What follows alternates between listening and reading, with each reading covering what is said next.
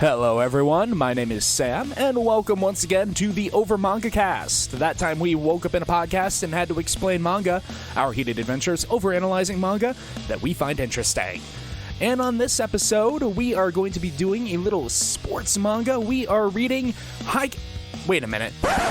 Matt, why am I doing the intro? I'm not even in this one. Guys, I'm really not good. What do you mean budget Okay, whatever. Yes, I'm not in this episode, but we are joined this week by Kendra, host of the My Hero Academia podcast and co-host of The View from the Top. This week, we read Haikyu, chapters 1 through 16. So I'm gonna go get back to what I was doing, and you all enjoy the show.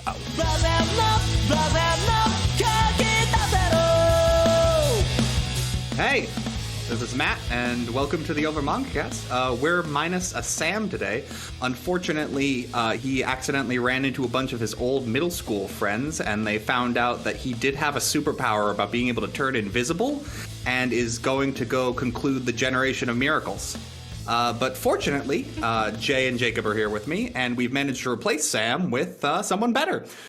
So with us today, we have Kendra, host of the My Hero Academia podcast and co-host of The View from the Top, and also all-around Jinbei stan.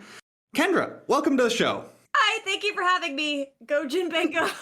Jinbei, not featured in this manga, but he should be. He would win. He'd be really good at volleyball. He's got them slaps. I think one time I tweeted out, like, what if, like, One Piece volleyball, but everyone's their canonical heights? And just the madness that would ensue. Oh, then just Brooke wins. Like, Brooke and post-time skip Frankie. Post-time skip Frankie is a team. He just blocks his side of the net. There's that really big thing that's not a giant that was at Marineford. I don't remember what he's called. Or is Junior. Or is Junior or something. Oh, yeah. He's the grandson of Oars or something. Sorry, but... But no, we're not talking about One Piece today, but we could if no. No, we read something else. Let's talk about the thing that we read. Yes. But yeah, this week we read Haikyuu. So I think we can just go around, get everyone's familiarity with the series. Kendra, our notable guest, what is your familiarity with Haikyuu? Yeah, read the whole thing. I got into it because of the anime at first, and then once the first season ended, I kind of binged the manga from there, and then was really happy when it was in the vault. And I have a podcast about it because I think around when the vault was announced, I heard there's an announcement, and I was like, oh, maybe it'll be that Haikyuu's in the magazine. And I was like, I will do a podcast about it if they do. I swear, a blood oath. And then it was in the vault, and I'm like, oh great, now I need to do a podcast about it. And here we are today. Cool. Matt here, I guess. So my experience with Haikyuu, it's not a secret that I think I'm the only person of the main cast here who likes sports manga. Oh! And Haikyuu has been on my reading list to get around to. I had kept it lower because the person who had recommended it to me also recommended Free. So I made some assumptions about it that were probably not fair. I think I did watch Haikyuu just after watching Free, so I do understand the link. But otherwise, yeah, this was a fresh read for me. I assume Jacob and Jay are going to be similar, but Jay, what is your individual experience? With Haikyuu, I've seen a lot of the merch. I've seen a lot of the memes. However, I've not had the opportunity to actually dive in to this manga. So this is a fresh take for me. And finally, Jacob. My experience with Haikyuu is actually similar to a couple of other things that we've done over the course of the podcast here. I've seen some stuff through YouTubers, particularly the Mother's Basement channel.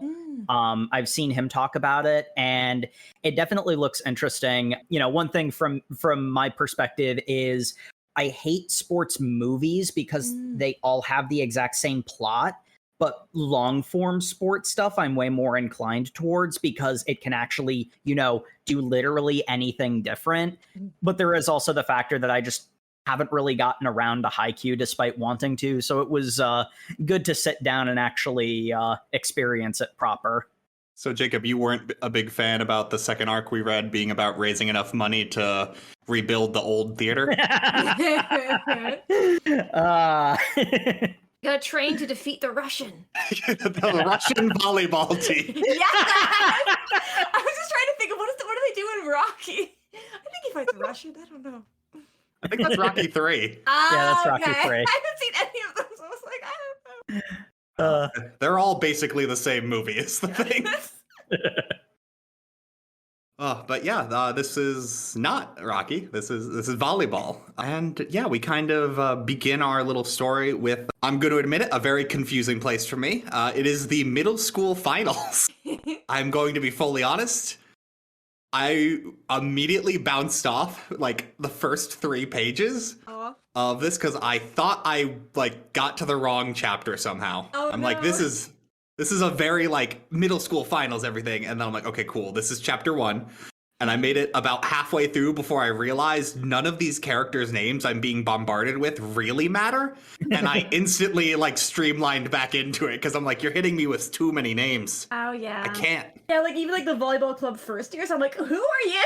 Oh, it's just like, yeah. All of Hinata's team, because we got our main boy, little spiky orange hair, who I was just gonna say he's very reminiscent of quite a few protagonists, actually. Oh yeah, that was sort of my take on him, is distilled shonen protag. When we get a little bit later, I will mention some things that I really like about his character in particular. There are things that show up from basically the word go, but it's better expressed a little bit later. But in a lot of ways, Hinata is shonen protag TM. Like he's very well done by the numbers. One of those examples of tropes are tools, not a de facto negative. And he's very tropey in a good way.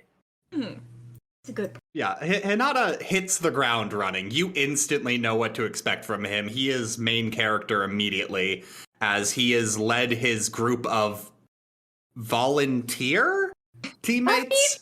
Enthusiasts, yeah. The first years want to be there. The other third years are kind of like, Hinata made us do it.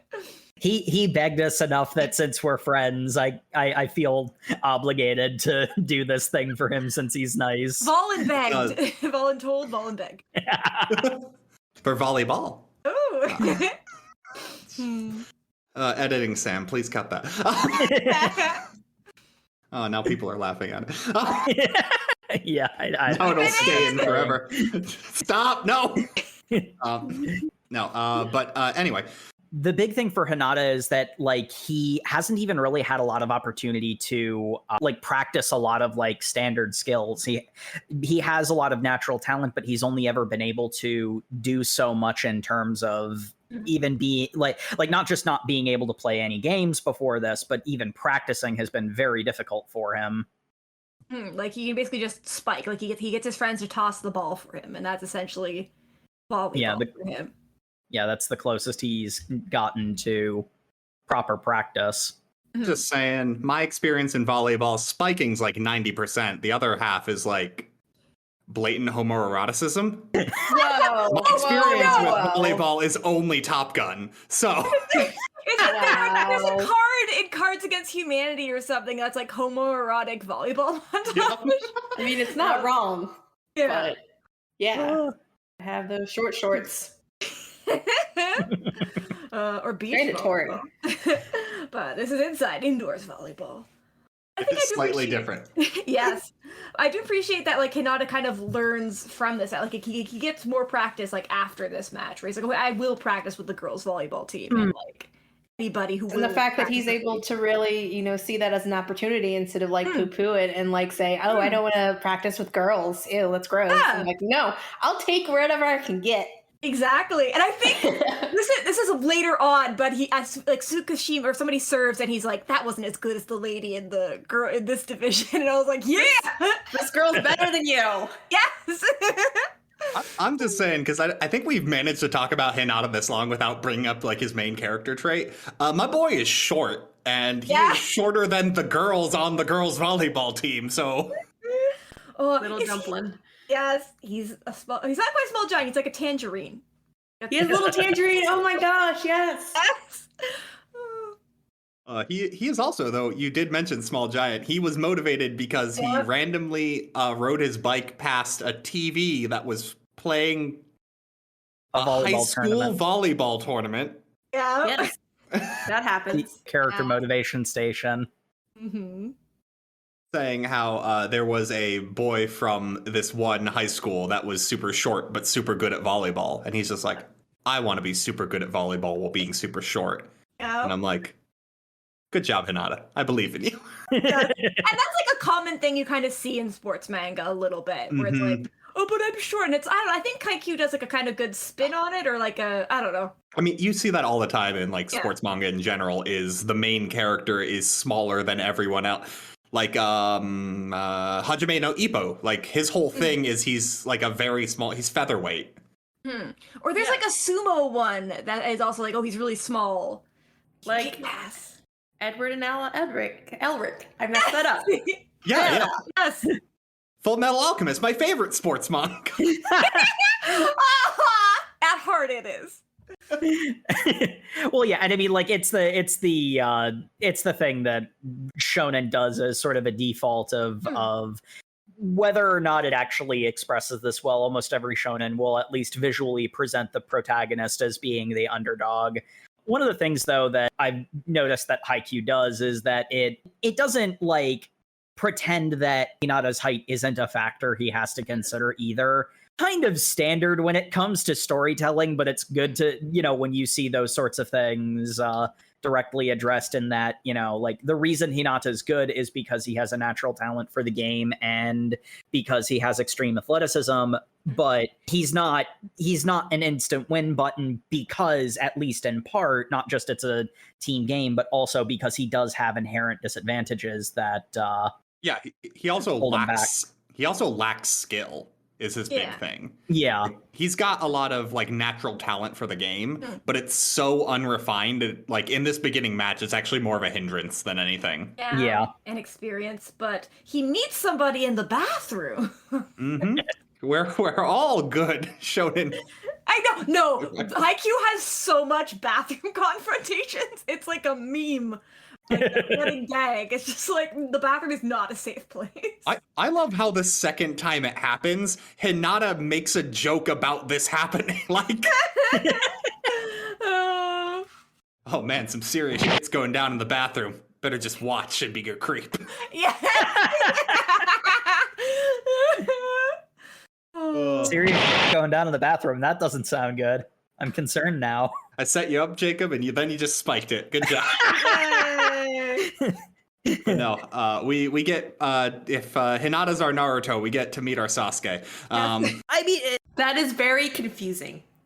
Well, that's sort of the thing from my perspective, because there are so many elements of Hinata that are like shonen protag TM. In all honesty, the way I've read at least what we've our section of reading for Haikyuu, what I read is that this is where we meet the actual main character of the story, because this is something that becomes a little bit more clear later, but in a lot of ways, Hinata, he has a lot to grow in terms of getting to be a better volleyball player, but from a personality perspective, he's actually a pretty darn complete person right from the start. He's forgiving without being a pushover. He has a determination and passion that doesn't turn him into a jerk. He is outgoing and friendly. He's a pretty full character from a personality perspective. We meet the king of the court and literally the opposite. Yeah, it's like Hinata does not need character development. Kageyama and other people they meet do. Or they need to have an emotional journey. With volleyball. There is, to a large extent, it really feels like, despite how many like protagonist cues Hinata gets, it really does feel more like Kageyama's story. Which, I mean, I see that as a feature, not a bug, again, just to be clear. Hinata is almost there for an audience member who doesn't understand volleyball to be a vehicle of exposition and also an endearing character in his own right, whereas the emotional journey, which is usually the most important part of a shonen story, a sports story, etc., is really more shouldered by Kageyama's complete inability to people at any level. I'm just realizing Hinata's like the love interest in her rem thing, where he goes around like, I need to change you. And Wait, I've got notes in here that are basically like, so are we just okay about the fact that like their like friendship is basically like a super bubbly girl trying to fix a bad boy? Yeah.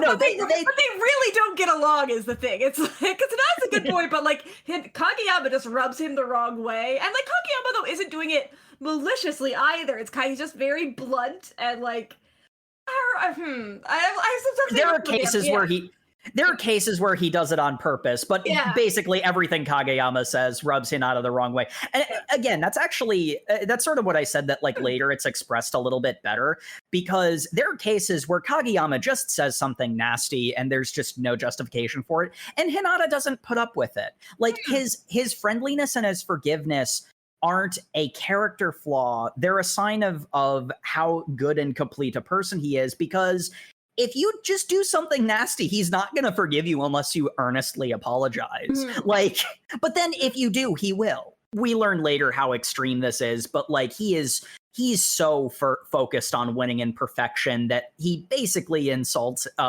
He mentions that they're not team members; they're just like people who are like helping, but like he actively insults people who should be on his own side. And it's like, on the one hand, yeah, they shouldn't be insulting a member of the other team because they're not on the team. So like what he says is, from a strict sense, technically true, but he phrases it and he frames it in such an awful way that you kind of can't help but want to knock his lights out. It really puts you in Hinata's shoes in a lot ways. Anyway, we're talking a lot about their friendship while right now they're mortal enemies. Sorry. Because they get into the first match, and Kageyama basically has a line that really stuck with me. He says something, I've got it quoted somewhere, I think, but it's, did you just want, like, why are you here? Did you just come here for this to be a fun memory for your final year of middle school? Ooh, that's kind of a reoccurring one. And also kind of in sports manga a bit too, where it's like, are you just here for the memories? It's like, no, I'm here to win. I don't know. I mean, it's one or the other. Yeah. I mean, and who doesn't want to have a memory of, kicking butt and winning? Yeah, well, both. It's a sweet memory. Yeah, that's the thing. You can be there for good memories and also still be incredibly passionate, which, I mean, again, it happens later in the match, but Hinata kind of expresses that pretty strongly. There's this very like, gatekeepy and dismissive attitude that Kageyama has that Hinata doesn't just take, I'm here to win. It's interesting. They basically they are also very similar with like even saying like, oh, the first round, second round, the team's gonna win, and then Kageyama kind of repeats it back to him. It's like, no, we're gonna win. It's like, you guys think a lot alike. Yeah, they're foils. Yeah, they're just volleyball nerds. You don't understand. Oh, go ahead. Go ahead. I was gonna say, no, jocks are just nerds for sports. You heard it here first. Spitting hard truths here. You don't understand. We're the villains of the sports movie. But yeah, I think like they are good like co-protagonists of kind of like opposites say the same coin, different sides. Just be very dramatic about it. I don't know. Yeah, deuteragonists, I think that's the word. Thank you. Term. Mm-hmm. Yeah, man. Even the fact how their teams, like we get revealed, Kageyama's team is also kind of a group of people being held together by him. Ooh, yes, like they both are kind of playing by themselves for very, very different reasons, though. Mm-hmm. Yeah. Yeah. Man, they really...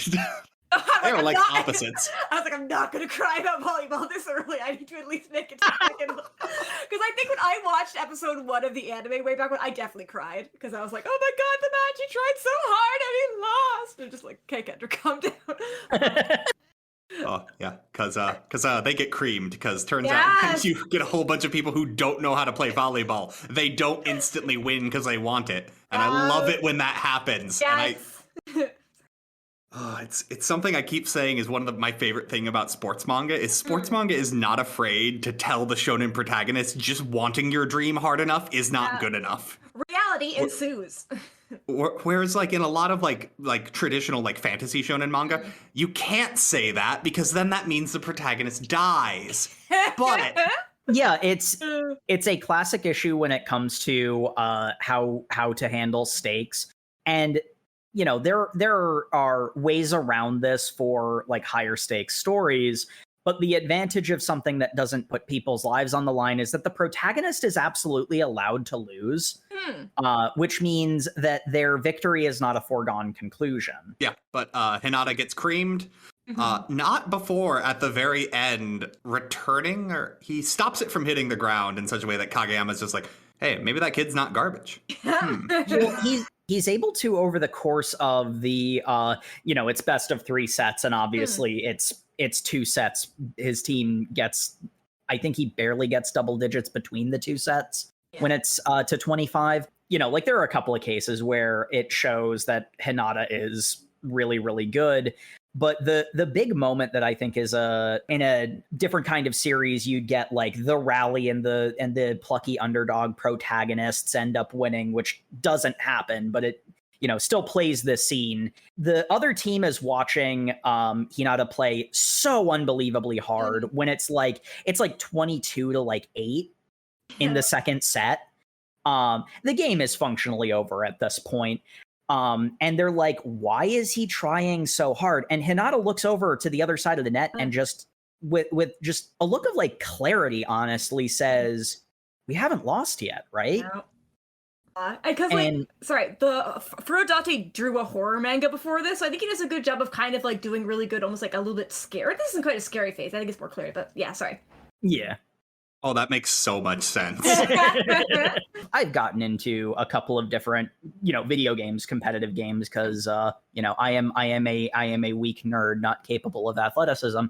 But I understand why surrender buttons exist in games, but they kind of disappoint me. Like, even in cases where the other side surrenders or a close game that I was winning gets turned around, I'd rather play it out to the end and lose a close match than have it end early. And I really deeply identify with that idea that, I don't stand a chance, but I haven't lost yet, so why quit? There's no reason not to keep going, right? I really vibe with that, Jacob. If I'm winning and dominating, I also don't want the match to end early. I want to fully cement my victory. Well, okay, you say that as a joke, but that's also kind of true too. I'm not gonna lie. Like, played a lot of League of Legends for a while. Like, there is the sense of, I got this far because I outplayed my opponent. I want to have the reward of being able to, crack the base and all. If I just want to stomp something, that's what bots are for. That's what practice is for in a sport, wanting everything to be a stomp all the time. But like, even in a case where, there is a pretty big advantage, I'd rather play it all the way out because, I'm losing really badly, not just because it's there's still a chance to come back, even if it's minuscule, but also I kind of want to let them stop, get the schadenfreude of stomping me in turn. The other team earned that, so I'll take it. I guess also Hinata, it's like his first match ever, so he doesn't want it to end. Like, he's going this far because like if he just needs like one more point, like all those points add up, and Kageyama being like, he stole a point from us. So it's like, I will not allow this. The other team could not score. The other team is like that little moment of rallying, and the other team is like, it doesn't matter. This game's already over. Yeah. And Kageyama is absolutely furious with them, which we'll find is a pattern of behavior. There are more than a few cases where like Kageyama will say something that is true and accurate, but he always phrases it in such an awful way because he can't people. Yeah. And then there are also cases where he's just being a jerk because he can't people, so places to grow despite being pretty much already like not necessarily like fully like realized as a volleyball player, but like, certainly like farther along than his age would imply. Miscommunication kills. Your teamwork. But anyway, we kind of skip from here to immediately the start of high school. Oh, they do have a confrontation on the stairs, which is very dramatic. Like, I'm going to beat you one day. I don't know. That's right. This is very dramatic. He's like, if you want to do that, they get stronger. I don't know. It's very dramatic and cute. It's also required by every shonen, like, everything. And also for further setting up the ship that is probably not going to happen, but still. It's strongly there. So Hinata applied to one school because he only wants to go to the one school, which is the school the little giant went to. Yeah. Mhm. The Crow School. The Crow School, who, if I was a professional, I would have written down in the notes, but I didn't. Karasuno. How could you forget that? That was the coolest thing of this entire manga. Well, the thing is, they emphasize the crows a lot, but the reason why they emphasize the crows is because the school is named after it. It's Karasuno. We cut to Hinata arriving at Karasuno High School, which another favorite little bit of like little shonen things is the school he wants to go to is 30 minutes away by bike. Standard. Up a mountain. Yep, he has to bike up a mountain. What's the other sports manga that's got the bicycling one is also that kid gets real good at bicycling because he has to.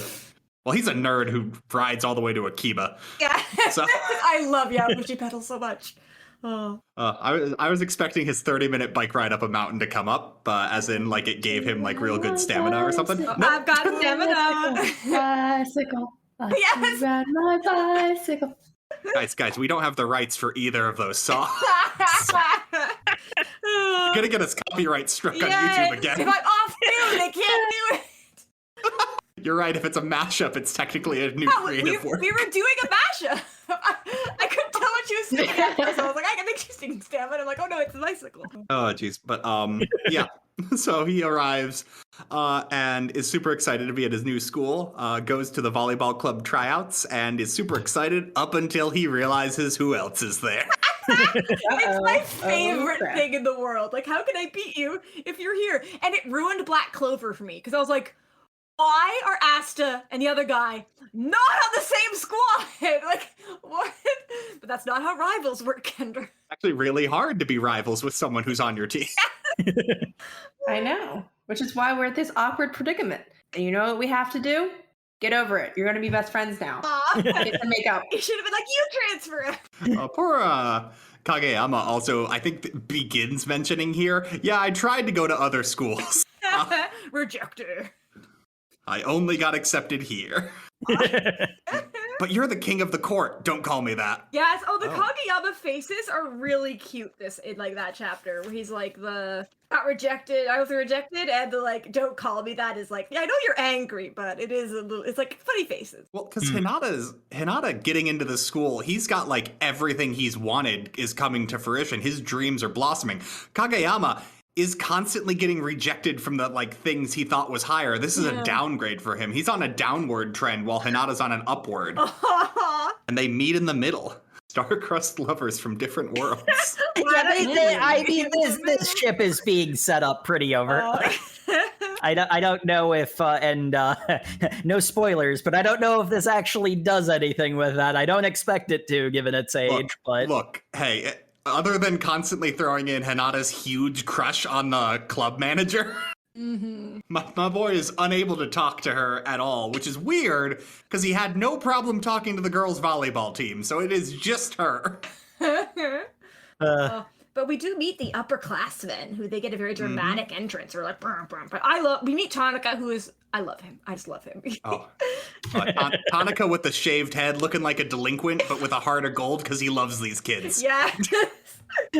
he's that classic delinquent with a heart of gold trope that you see in a lot of particularly manga of this time period, because I recall hearing somewhere that was a particular trend for a while where like it's still a trope that exists, but there was like a height of it around this time. He just needs a pompadour.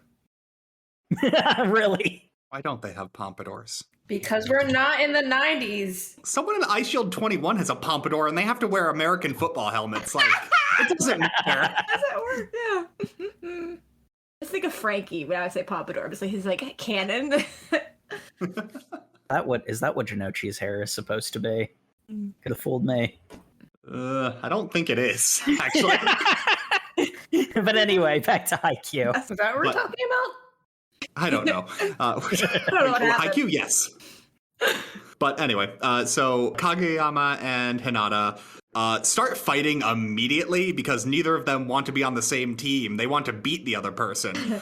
And Kageyama seems to believe that a volleyball team is one person. Mm-hmm. He, I think, really summarizes this with, like, someone asks him a question and he's just like, if the choice was being on a team with a Hinata or playing the game by myself, I would choose that.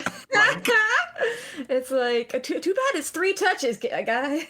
Like, yeah, you gotta have to hit it up to return, and then The literal rules of the game says there has to be a minimum of 3 people, so...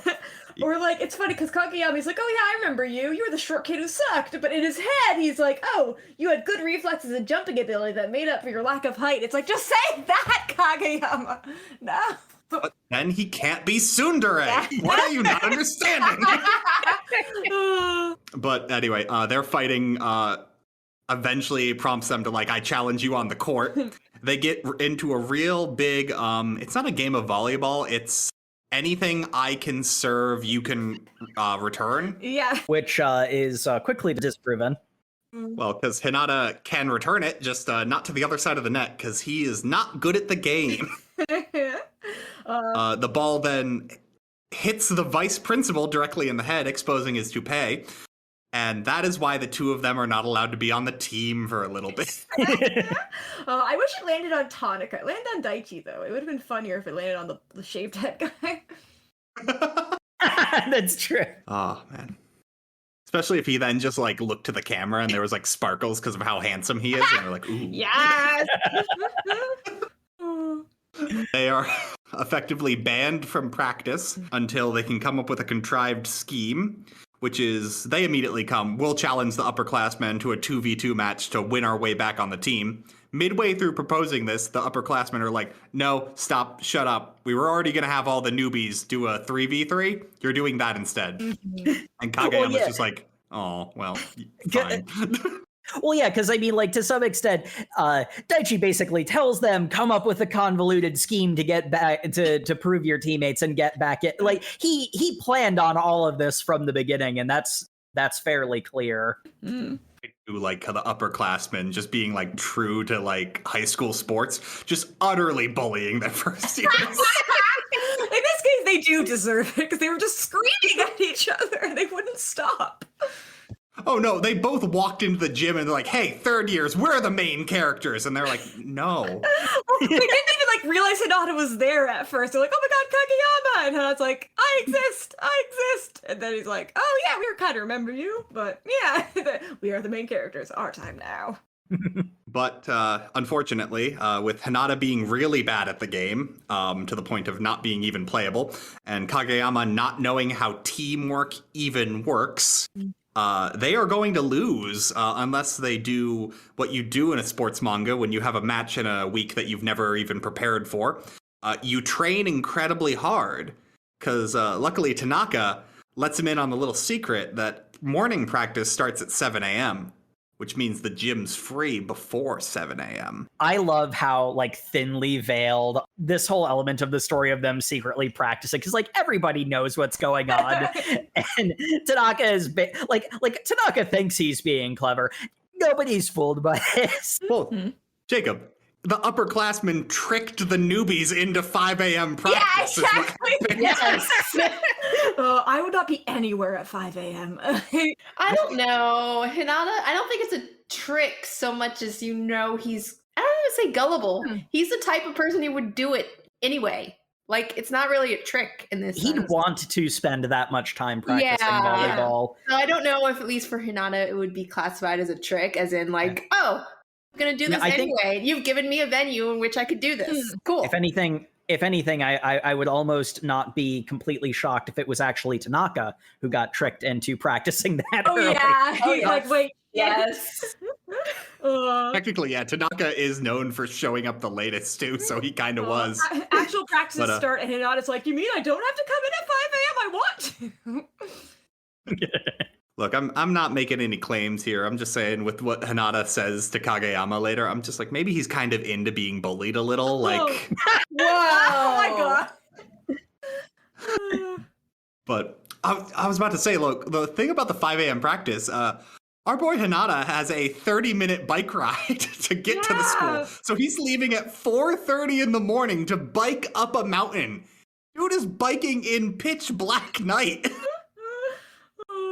I mean, it just explains those calf muscles. Well, I don't think it being dark makes your calves work harder, but Yes, it does, because you cannot see you cannot see obstacles. What do your calves see? No, he gets night vision. That's why his eyes look so cool. It's because he's been biking up and down a mountain. you must train your calves to unlock their third eye. Or he's probably hitting more bumps in the road or something, or he's getting tree branches to the face. Like, Why isn't there a super-powered volleyball manga? just watch Kuroko no Basket a few times. They basically have superpowers, but it's basketball. Love Kuroko no Basket so much. We got another thing in common with Matt. He loves sports anime. I don't really like Kuroko that much, to be honest, because it is too superpowery for my taste, but it's still good. Oh, well. Oh well. Well, then Kuroko, then there's Ice Shield 21, which is even more superpowery. With guns! What? Yeah. There's so much guns in Ice Shield 21. It's like, why are they real? You just shot someone. Isn't that against the rules? There are no rules in American football. What? No rules. Why are the refs even there? The refs have guns. That's the difference between regular football and American football. They hand you a gun before you even go on the field. That explains it.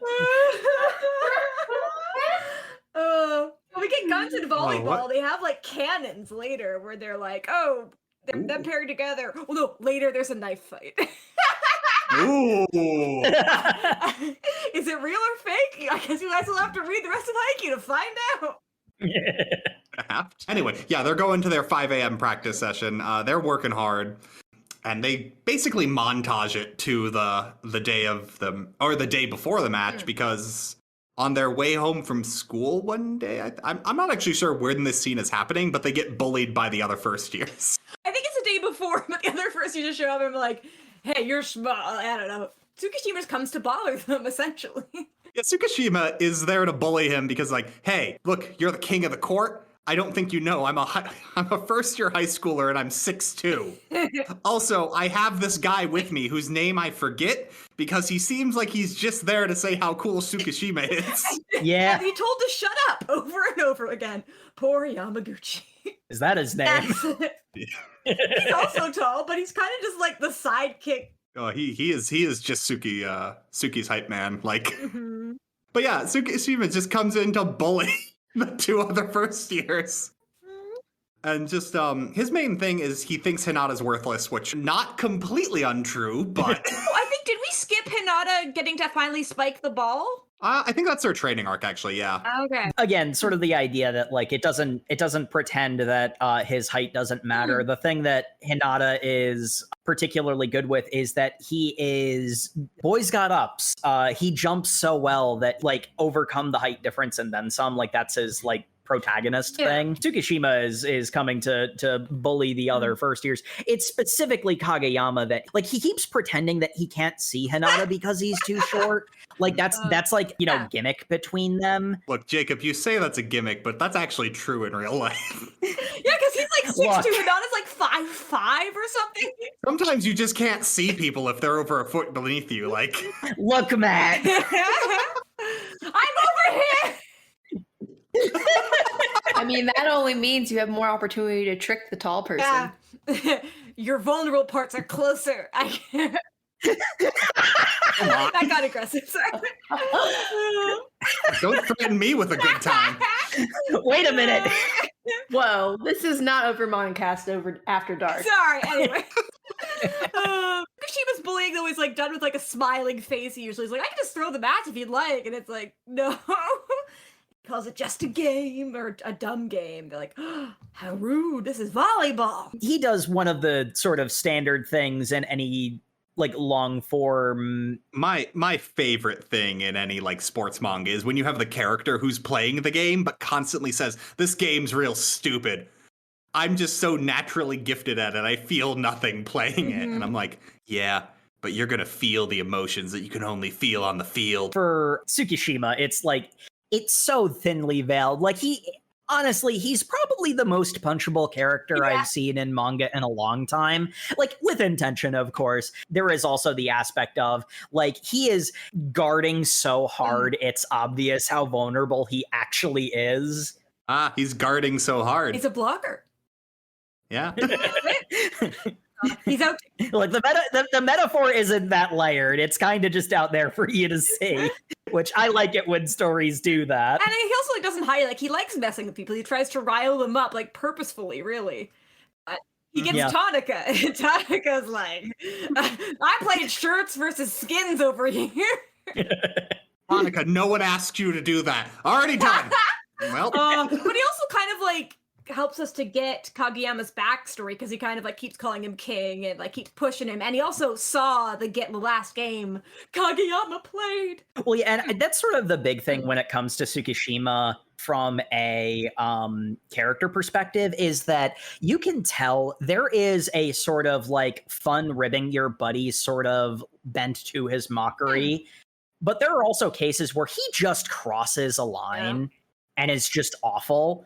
And, you know, again, it's very much the case where like Hinata is sort of interesting in that like he doesn't really have a lot of like personality character flaws. It's really just game flaws that he has to like, you know, shonen grow past. Whereas the other characters are the ones that have more of a like sort of, you know, archetypical like grow into a full person shonen growth personality defect that they have to get past. I think Tonica like tries to punch Tsukishima like twice, and Daichi has to stop. He's got some anger issues. But you know, I mean, like in all honesty, there's a it's pretty easy to say that like, you know, like it's how we get the backstory of what the King of the Court name means.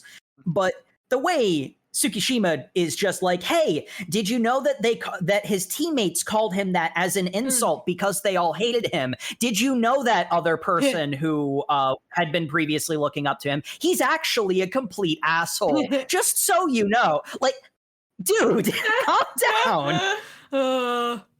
How dare you have you guys are being friends? It's like, but and afterwards you got benched and Kage's like, yeah, I was there. I know.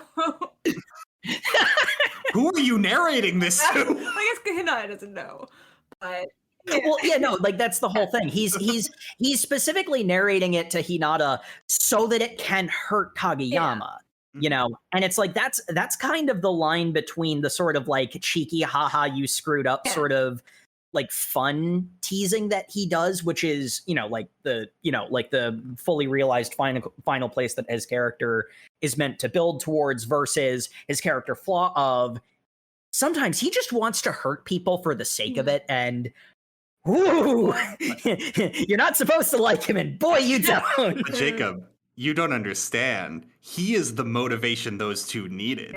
He played the heel so that his teammates could have a common enemy, so they could unite together, not as the best rivals, but as the perfect teammates. It's like putting salt in the wound. But I this flashback of like, oh, go sit on the bench, and we get like a really cool like kind of rift in the court, and it's like, I don't know. I really like some of the imagery used here. The flashback of all of Kageyama's serfs abandoning him in a peasant uprising. At least they didn't. My favorite. At least they didn't have a guillotine. Oh my god. Oh no, they edited that in the French translation. Oh no. It needs to be accurate. I'm sorry, I cannot speak for you. No, we don't apologize for our bad accents on this podcast.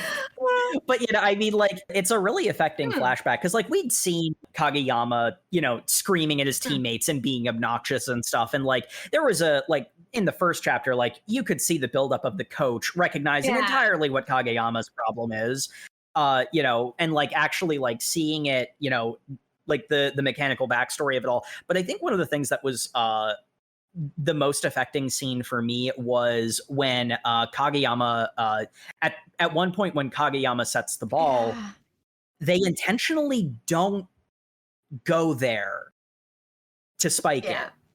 Like, that is such a handed way to like reject you. And it's like it's so extreme, and like the worst part of it all is that he kind of deserved it. Yeah. Well, it's kind of like a tough love situation where it's just like this guy's super cocky and doesn't think that he wants to be a team member. Well, we're gonna, put him in his place It's a little like, bit. you want to play by his yourself? team- Fine, play by yourself. Yeah, his team wants to hurt him. That's Yeah. why they do this publicly. Yeah, and Like- also, like, because it's weird. It says end of the first set, opponent's match point, but it would only be match point if it was 2 sets. So that's what confuses me, that I'm not sure if they just threw a set, like, I think it was like the end of a set, and they basically threw it, and they could still play more because he was matched. Yeah. Yeah, they threw one set and then Kageyama was benched for the subsequent one.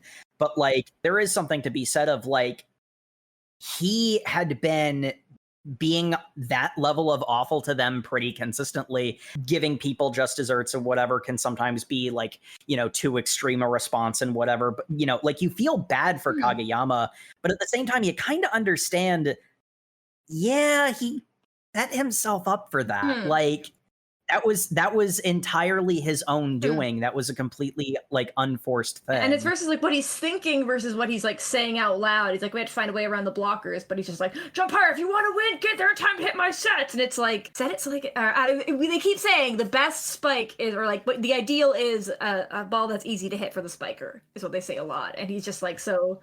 Yes. I really love, there's like a quote earlier where it's like, if a player thinks they're special, they're done. And Kageyama thinks he's special. Like, he's like, I'm the best.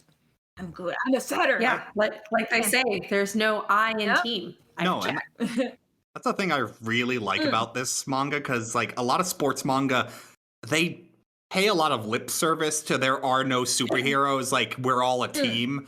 But like baseball manga's real bad about this, because you're either a pitcher or a batter and you're real good carrying the other people.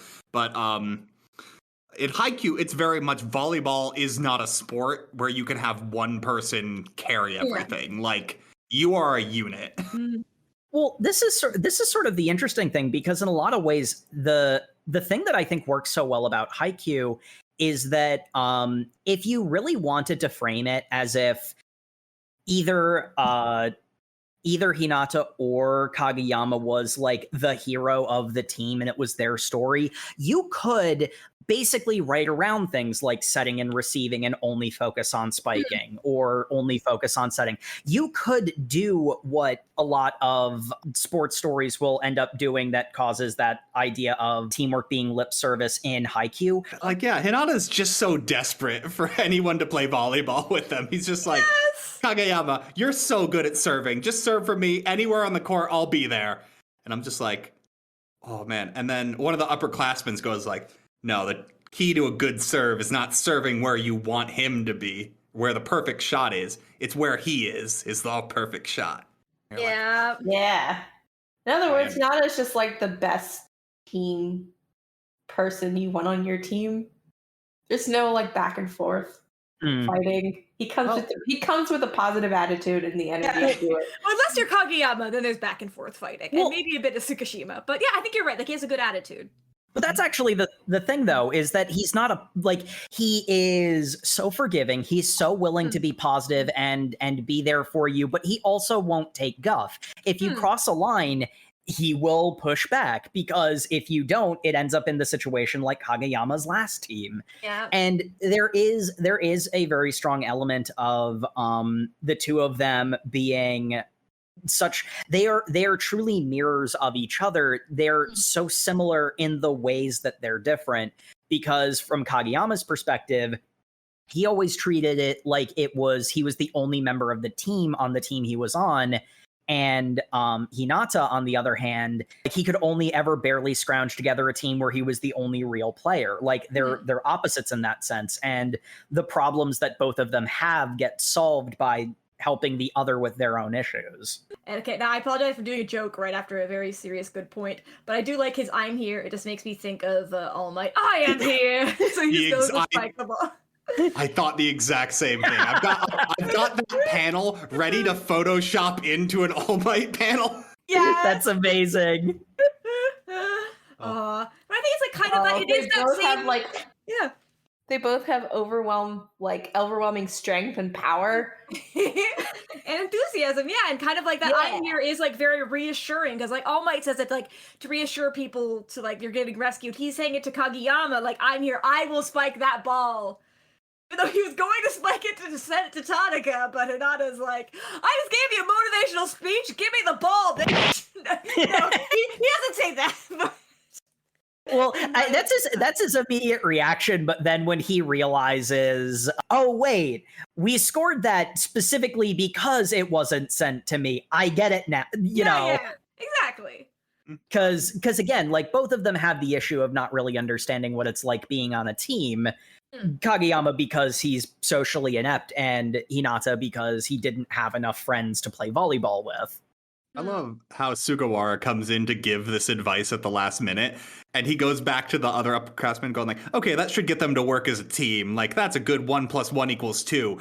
And does not realize the unbelievable volleyball monster he has accidentally created. Yes, because like he tries to give advice, but they're both idiots, and so Hinata decides to spike the ball with his eyes closed. Like, I trust you implicitly. Because he doesn't even like him, but he's like, that's the only way I know how to trust. I just love it a lot. Like, and I also like that Suga was like struggling. He didn't have perfect advice. He's kind of like, who's a thing? Oh yeah, no, it's very natural. It's very much the case where it's not like you get the well, you get the sort of stumbles that I just did, funnily enough. Like that sort of like, you know, the train of thought gets lost mid-sentence. That's very like natural that you don't usually see in fictional dialogue. And I do like that, or I guess I don't like it. It's kind of funny. Kageyama's like, oh, we didn't practice quick sets together. It's like, whose fault is that? Who only made it practice receives? If only you'd actually played volleyball. Whoa, actually playing the sport? That's not how we do this in sports manga. You play games and that's it. This is where Hinata disses Tsukishima, saying his serves are softer than Auntie Yoshida from the Housewife's Club, and it's or I don't know. I think it's cute where it's like Tsukishima needs to put his heart into it. Oh, man, where's my competitive like manga about the Housewives Club? That sounds amazing. I would watch that so much because my mom plays volleyball and she did really well, and I'm like, I'm scared. There's also a fun comedy beat, which again sort of reinforces the idea of like how not just how good of a person Hinata is, but also the sense that like he's also a much more complete person than a lot of the other people, because he goes over to Tsukiyama and is like, you know, good game, shake my hand. But at the same time, he's also like, I still think you're a jerk because you're a jerk. Like, you know, and then it devolves into the standard comedy beat. But like, you know, there is that sense that like he's not being a pushover and just trying to like smile his way into everybody being nice all the time. He recognizes that this guy has problems. Yeah, and it's nice because he learns that from Tanaka a little bit. Like, everyone on this side of the court is your ally. Like, stop trying to fight everybody. Or like, yell that at Tsukushima.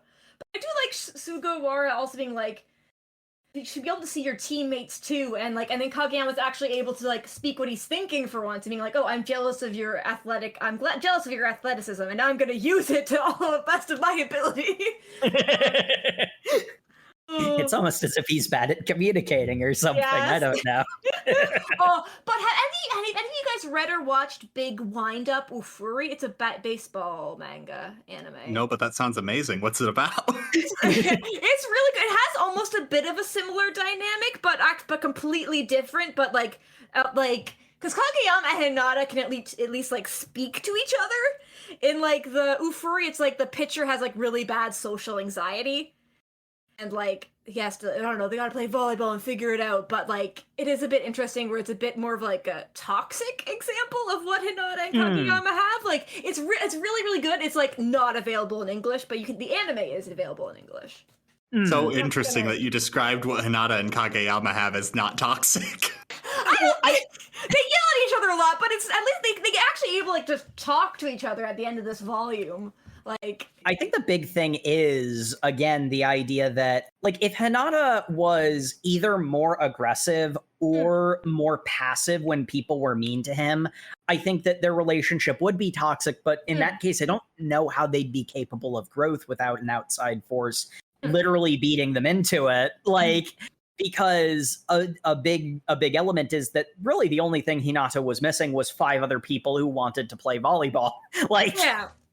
Whereas so the fact that he's so emotionally fine and mature means that he can be a bit of a bedrock for Kageyama, something that he absolutely needs. Anyway, with their super team combo unlocked, the three of them, Tanaka was also in this match.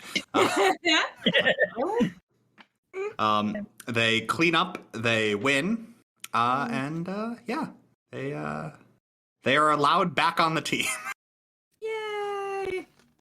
Cool. It's one of those ones where it's like they never say it out loud, but it's so clear that regardless of how the game would have went, they absolutely would have been let out. They actually know it. They kind of do say it out loud because the big thing was that Kageyama wouldn't have been allowed to be setter if they lost. So it's like they basically it's one of those ones where like they're like look, everyone knows that what the stakes actually are. So let's Look, everyone's a winner. We all get participation jackets. Yes, the jackets are really cute. And we get to see a really cute face like Kageyama actually having fun. Like he won, he's like, oh, it was a really good game. I got to utterly destroy someone who mocked me. It's great. But that brings us about halfway through our reading, so we're going to step away and take a little bit of a break. We will be right back.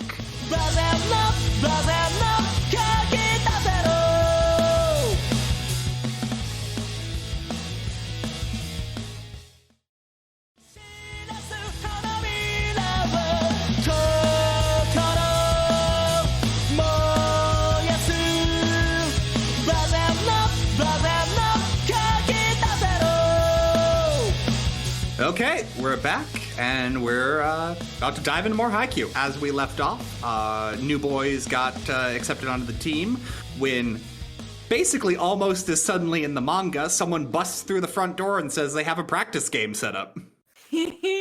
There is a bit of a comedy beat that was sort of split between the end of one chapter and the beginning of the next, where it's like, man, we really got to get a practice game to actually like play properly. Slam door open, in comes young teacher. I got you a practice game. Oh, it is kind of cool too. Like the first volume, you don't really realize, but they straight up like don't have a coach. And then you kind of like realize that in two, where it's like, oh yeah, it's just this teacher guy, and he's like trying to get the matches. Yeah, it's one of those things that it's like you can notice that from context clues that it's weird that there's no like adult authority figure. It's just like the captain is the biggest authority that they have, and then eventually, you know, by volume 2 they do explain that yes, you did notice that. Yeah, and like the first chapter does bombard you with a lot of characters, but then you look at like the character list for volume 2, and it's just like people who are the actual like core people, really.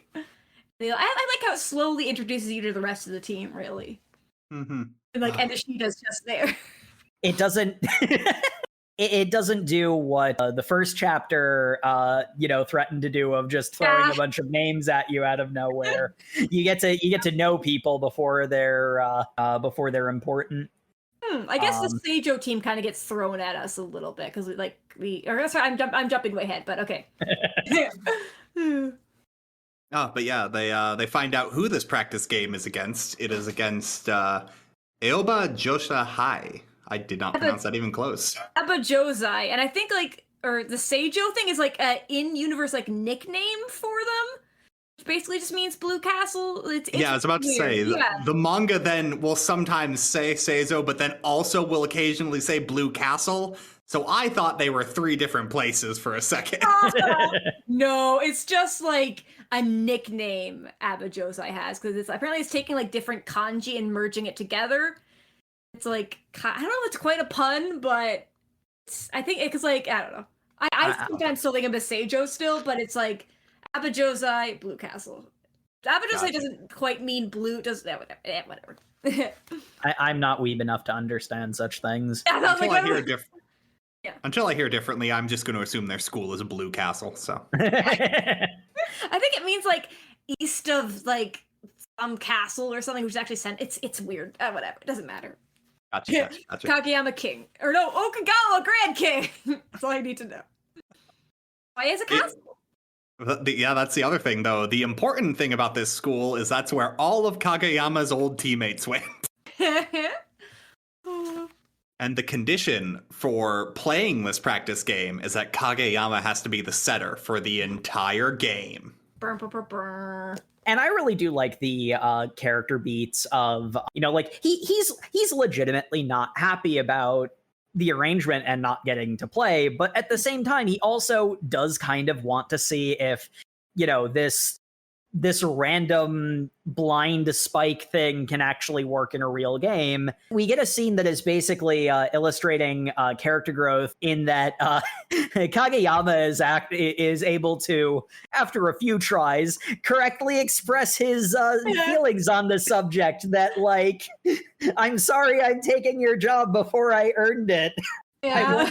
I won't do that again. But he's kind of saying, like, I'm coming for it still. And I really like Sugawara being like, I'm surprised I didn't even think you knew I existed. But he helped him with, like, but he means, like, in skill, but it's like, you helped him practice and stuff. He knows who you are, but he's a setter too. Rivals all around.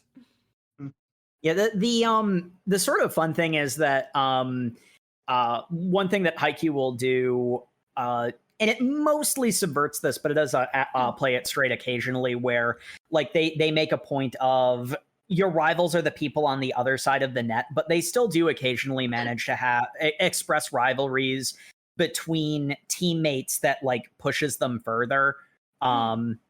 Sometimes a lesser series can be a bit blunt about it and have rivals on the same side, which ends up mostly amounting to somebody jobbing.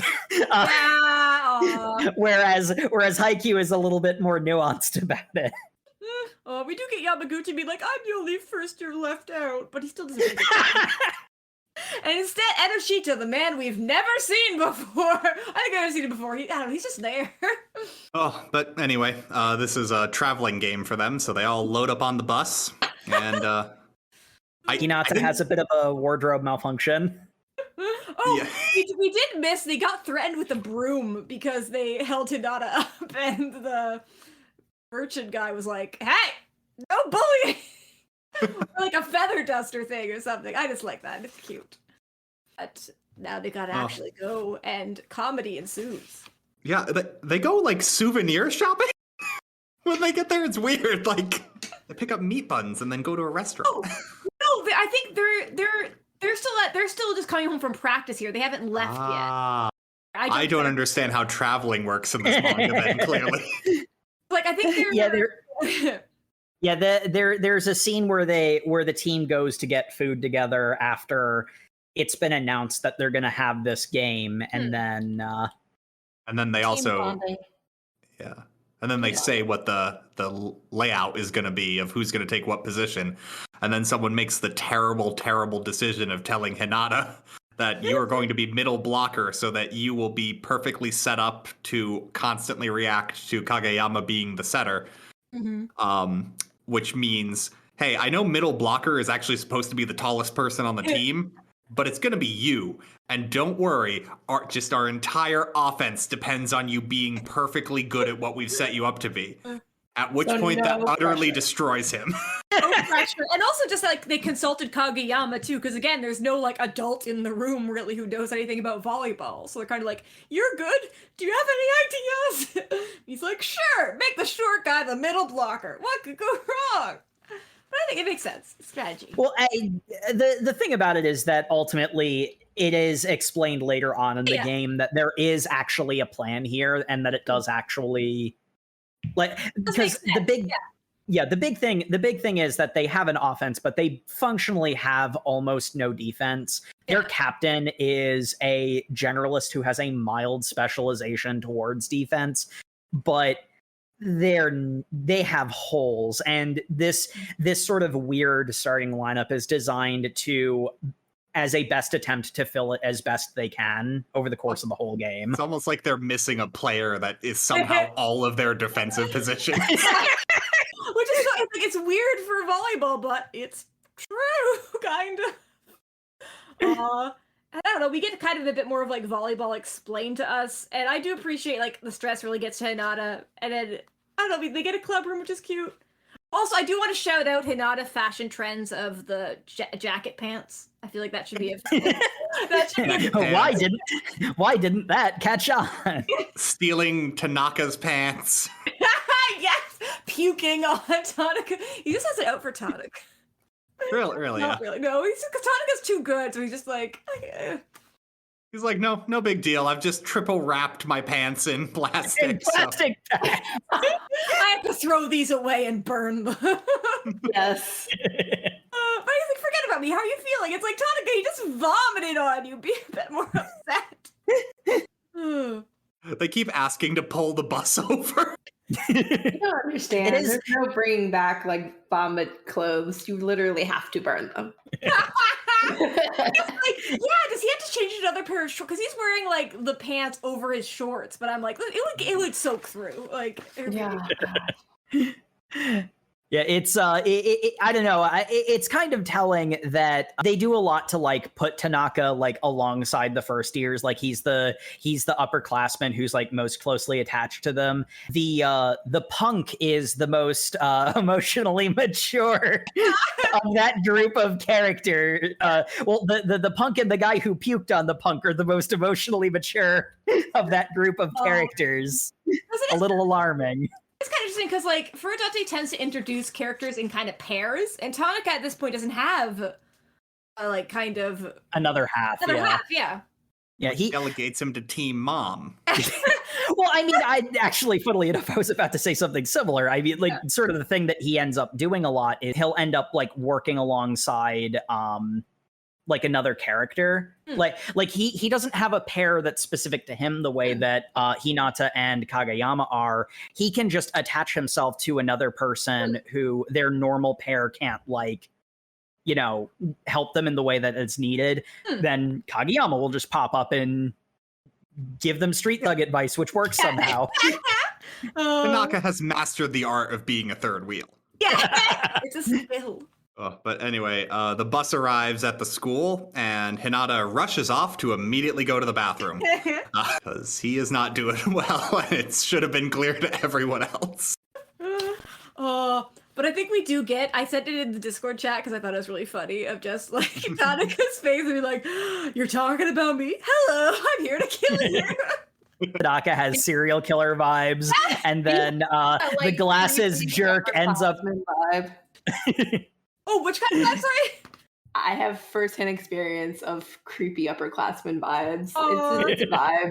Yeah, I guess, like, he managed to do it without being too creepy. I think, like, I do have maybe a bit of problems with his Kyoko stuff that we it's, they can have just anything awful or anything at all, but it's kind of like, I guess if you didn't know Tanaka, you would, like, completely, like, I don't know.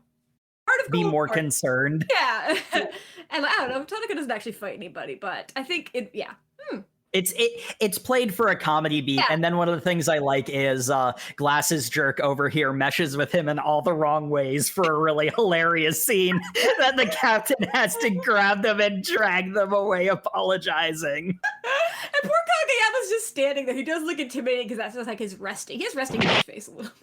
But... Oh, 100%. Being on a real court is not helping Hinata because he's away at the bathroom for this, leaves, sees the court, and then immediately goes back to the bathroom again. No, I really like kind of like the mood whiplash that Tanaka gets. I'm like, oh, we really need you to do this, but don't worry, I know you suck, but he's already gone. A bunch of people are trying to give Hinata good advice, but can't because... No, it's okay that you suck. Yeah.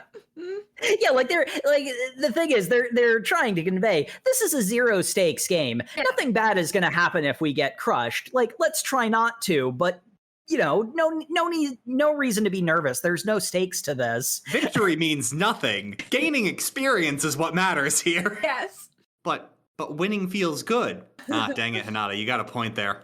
Well, I guess you're personally responsible for us losing. What? Because of these nerves, we get another bathroom confrontation scene.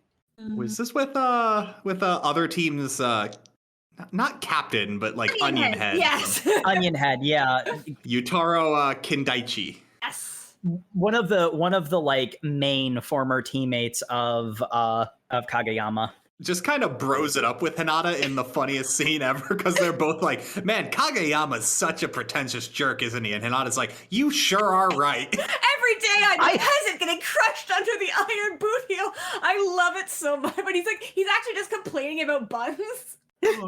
They keep agreeing up until the point where it comes to be, man, Kageyama really is a really good player, and the other guy can't admit that. Yeah. And Hinata's like, no, he expects the best because he's really good. He needs to get that ego in check a little, but I'm not going to pretend like he isn't an amazing player. Yeah, I love that about their dynamic. Yes. But Daichi does manage to scare him of kind of like, oh, he'll toss aside anyone he doesn't need, and like a pawn, he'll do exactly as he says, which is kind of like almost what Hinata's doing, but like kind of the opposite, because like Hinata just goes wherever the hell he wants, and Kageyama sends the ball to him. So we kind of like flipped it on him a little bit. I don't know.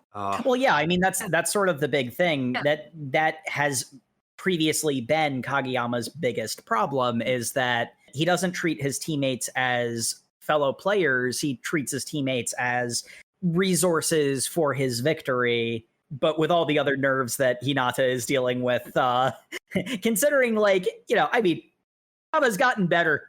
He's still Kageyama. Yeah. So it lingers. Kageyama expects more from them, and kind of like he thinks they can hit this. Like, why don't you just hit my things? It's like, because they're too goddamn fast. We're not like Superman. Geesh. Sorry. Yeah, this is an Ice Shield 21. We don't have superpowers yet. Yes. But but no, we get to the start of the game. Hinata, mess of nerves he is, keeps trying to hit every single ball first, as if he was a grade schooler playing volleyball, to the point that he runs into other people. Mine. He's like, let's see. Mine. Yep. And like he is getting chewed out by his team. Until finally, it's his turn to serve, and everyone just like, Hinata, just like throw it. It doesn't matter if we mess up the serve. I know we haven't taught you how to serve yet. We really should have done that by now. Our bad. Oh, that's why I think Yawamushi pedal when they like didn't tell. Oh, whatever. Yeah, sorry. Yeah, they don't tell the protagonist one of the crucial things about the sport they're playing, and I'm like, you're right. We should have done this. In retrospect, this was a mistake. I mean, like the whole time, Hinata keeps thinking, I'm going to get benched. They're going to bench me. I'm going to get benched. They're going to bench me. And he attempts to serve in the overachieving way he had been for the entire set when the other teams at... By some metric, what Hinata does is a very accurate serve. He was thinking about Kageyama. Yeah, you aim where you're looking. Really? Yeah. Or if you're not thinking, it naturally goes to where your heart is. Which is the back of Kageyama's head. I knew you were going to freaking drop that. Look, I mean, normally I'd be groaning too, but like, it's kind of true. The ship in this is strong. It really is.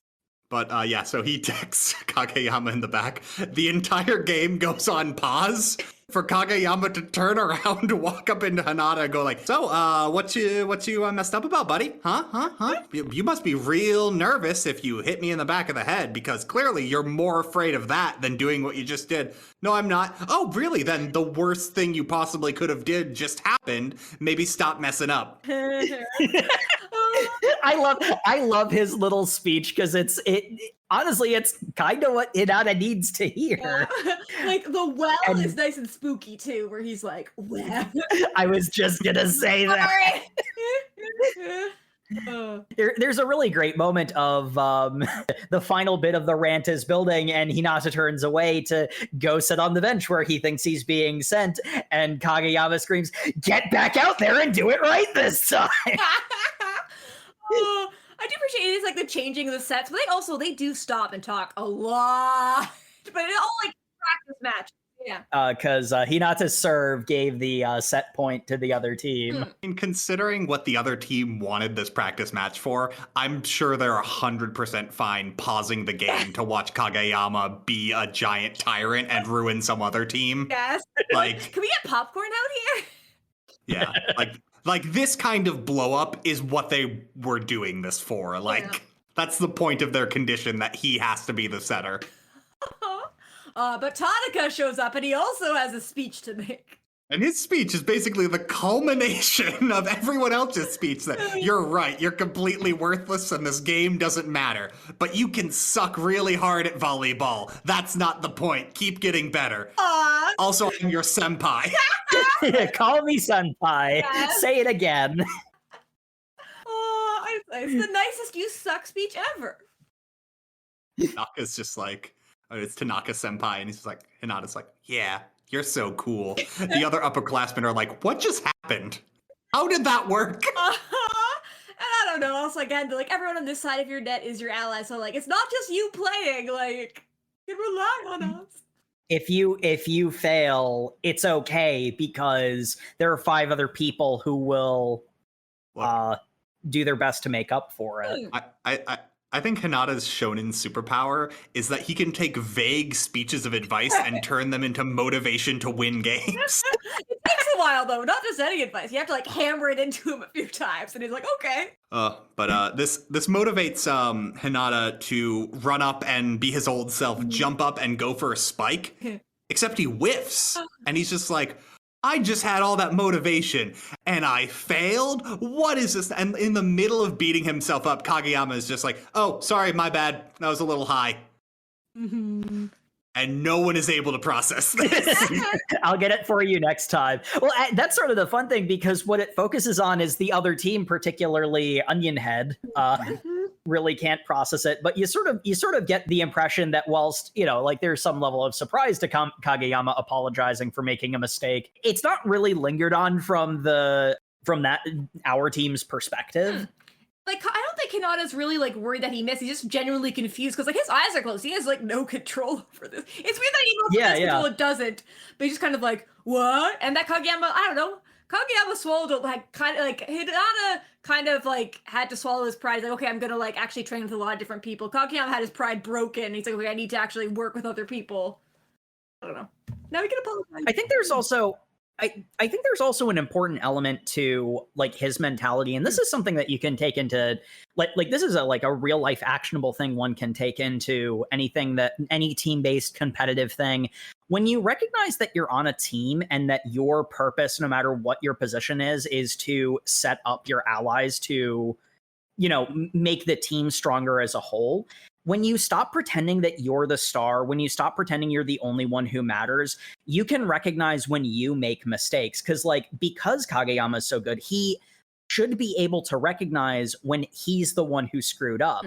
But when he was tossing the ball to nobody because he wasn't really considering his strikers during his sets, he couldn't really realize when it was his fault and when one of his teammates was the one who made the mistake. Yeah. The team rallies and the blind spike ends up working. And I really love that moment when they all like do the little cheer, and Hinata's like, "This is almost team-like," and it's like we are a team because it's his first team. Like, because before it was kind of a ragtag like one-time thing, like no one really knows how to play. Now it's like he actually has a team. It's very sweet to see that like kind of growing realization. And everyone's feeling so good because they've made a comeback. They're winning points. Everything's going their way. But since this is a sports manga, the drama gotta get hitched up because it turns out the other team had a ringer this entire time for their practice match. Ooh, competition. Ooh. Yeah, this is one of those fun ones where, like, in a lot of cases, most of the time in stories like this, since this is a no stakes game, it's not even in a tournament. You kind of expect the protagonist team to lose. So the storm clouds are coming in because they psych up the guy who comes in, Toru Oikawa, as he is the person who taught Kageyama, the king of the court, everything he knows. He is the king of kings. He comes on the field and mocks the idea Kageyama was called king. You still holding on to that little nickname? Like, ooh, he doesn't care. He's just the perfect at what he is, which is, I think his exact role is he is a pitch server. Like, he comes in when the team needs a good point to... Oh, he's the setter. Like, they do mention that they're missing their setter and he's injured and he's coming back. But in this game, he's just a pinch server. Oh, Gotcha. Yeah. He does everything. His main role is setter, and then his secondary is pinch server, but he's good enough that they can put him anywhere. Also, all of the female background characters will never let you, and actually also Tanaka as well, will never let you forget. He is very pretty. He's also kind of like, he's voiced by the same voice actor who does Hisoka, the anime. So he has like a nice kind of like hot, scary voice a little bit. Or like, I don't know. That's so creepy. I'm down for it. He should not be anywhere around children. Let this happen. Man, Jay, whispering does not No, work for a I was like, podcast. is something wrong? He just said help.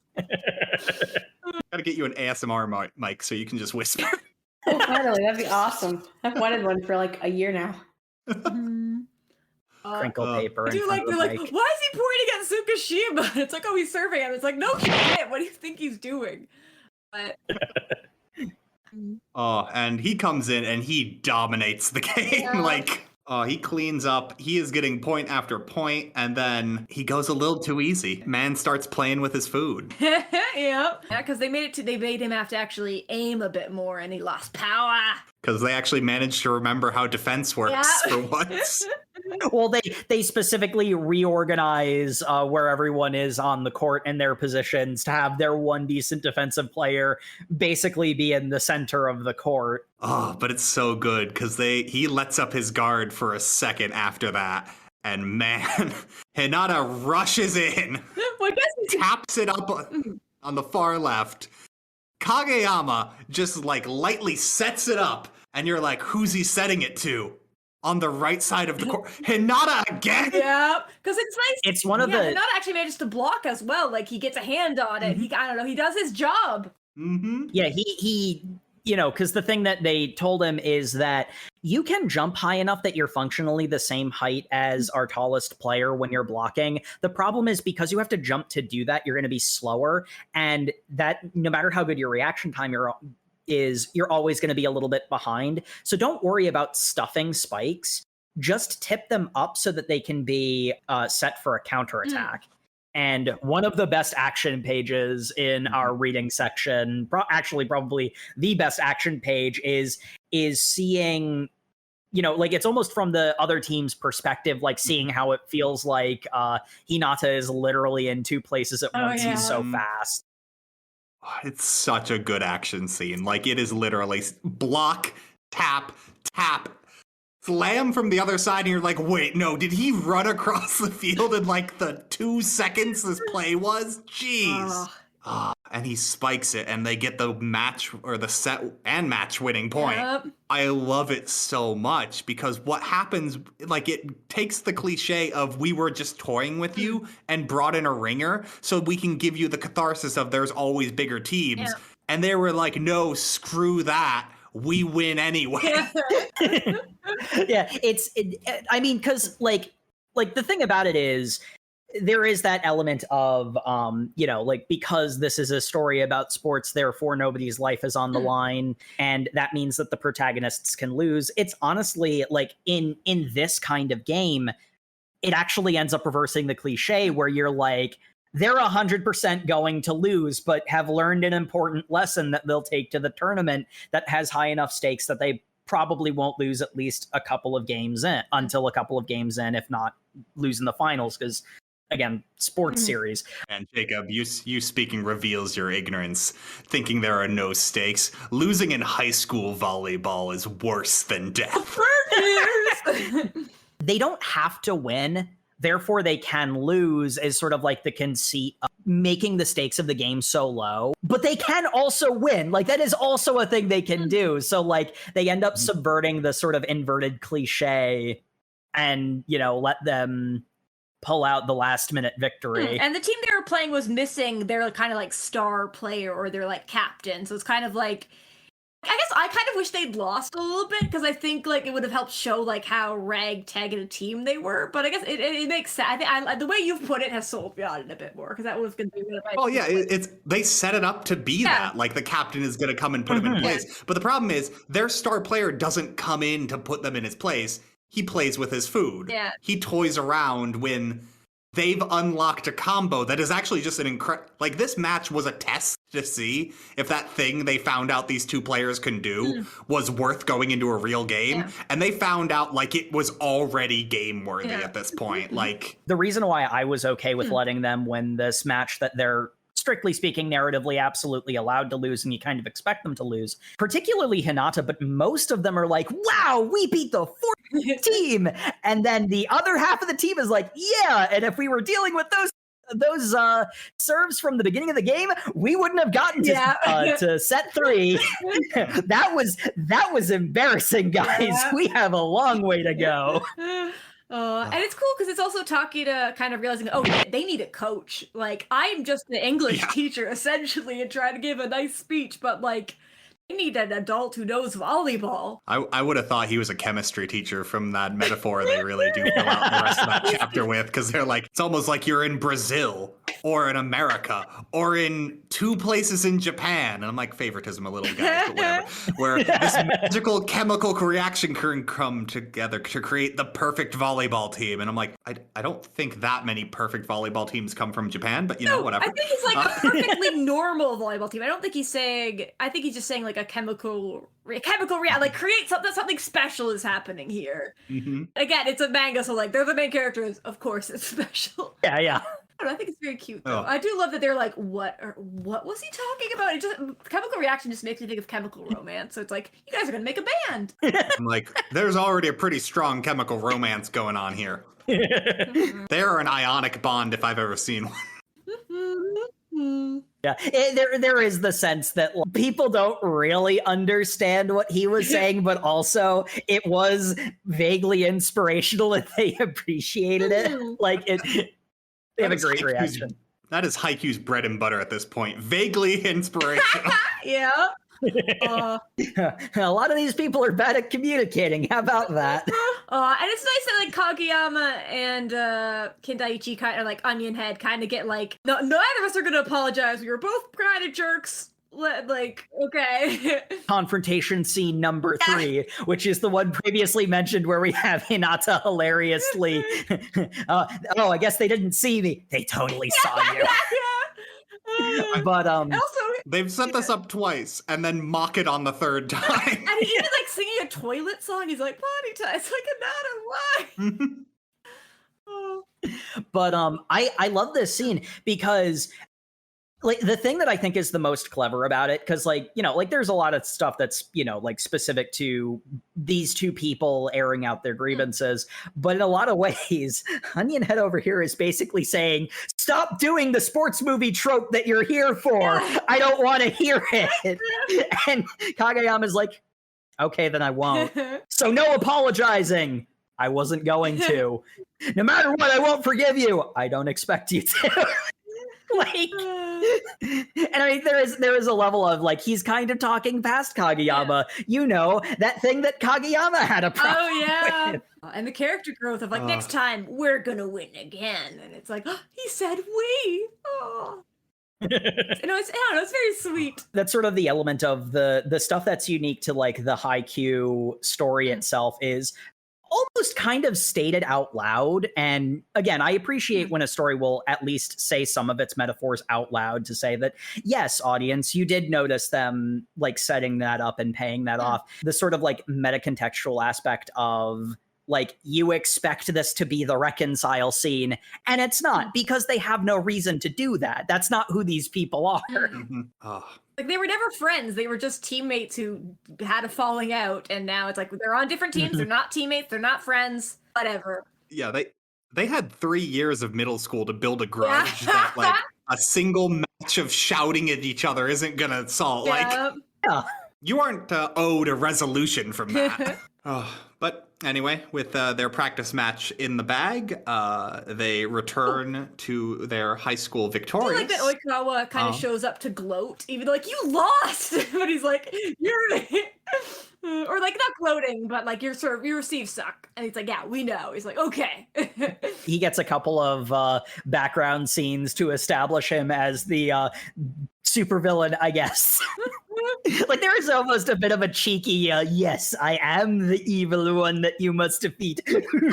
like he's like leaning into Yeah, he's like, it. I gotta just like I get to play and crush my cute, adorable, utterly despicable underclassmen. But he's also saying like you improve your receive, so he's being like that kind of, but also like, hey, I'm a nice dude. You need to improve this. You can't do it overnight. So we're like, good luck. Yeah, like he's in on the joke is I think the reason why, like, you know, it's the difference between him and Takayama is the glasses guy, I think. Tsushima, yeah. Like the reason the difference between the two of them is you 100% get that his like super villain-esque tendencies are basically him like joking and having fun with people who enjoy the sport he likes. Like there's a jovialness to it that makes it very like not personal and non-threatening, whereas not so much the case with I think they both Tsukishima. like to mess with people, I just think maybe like Kawa is also like really good at the game too, so he can like kind of do that too, and older as well, a bit more mature. Well, like that's the key. He's more mature. He knows where the line is and won't cross it. One of them is more mean-spirited about like ribbing people because they're bored about being kind of naturally gifted at the game. Oh, Like- I think, or we'll see for later stuff. I don't know, I quite agree with that one, but yeah, Okay. fair enough. Well, I haven't read later, so I don't know. Exactly, 100%. Man, when this turns into a mech manga, that really threw me off. Oikawa getting the robot. Spike the sun! Is that the sun? Oh man, I wish Bass Squash had a manga. They gotta play mech. They gotta play basketball and mech sponsored by Nike to go to the moon. Oh. Does the moon become the basketball at one point? Well, there's okay. a manga where it's like the world is a basketball or something. And I'm like, what is this?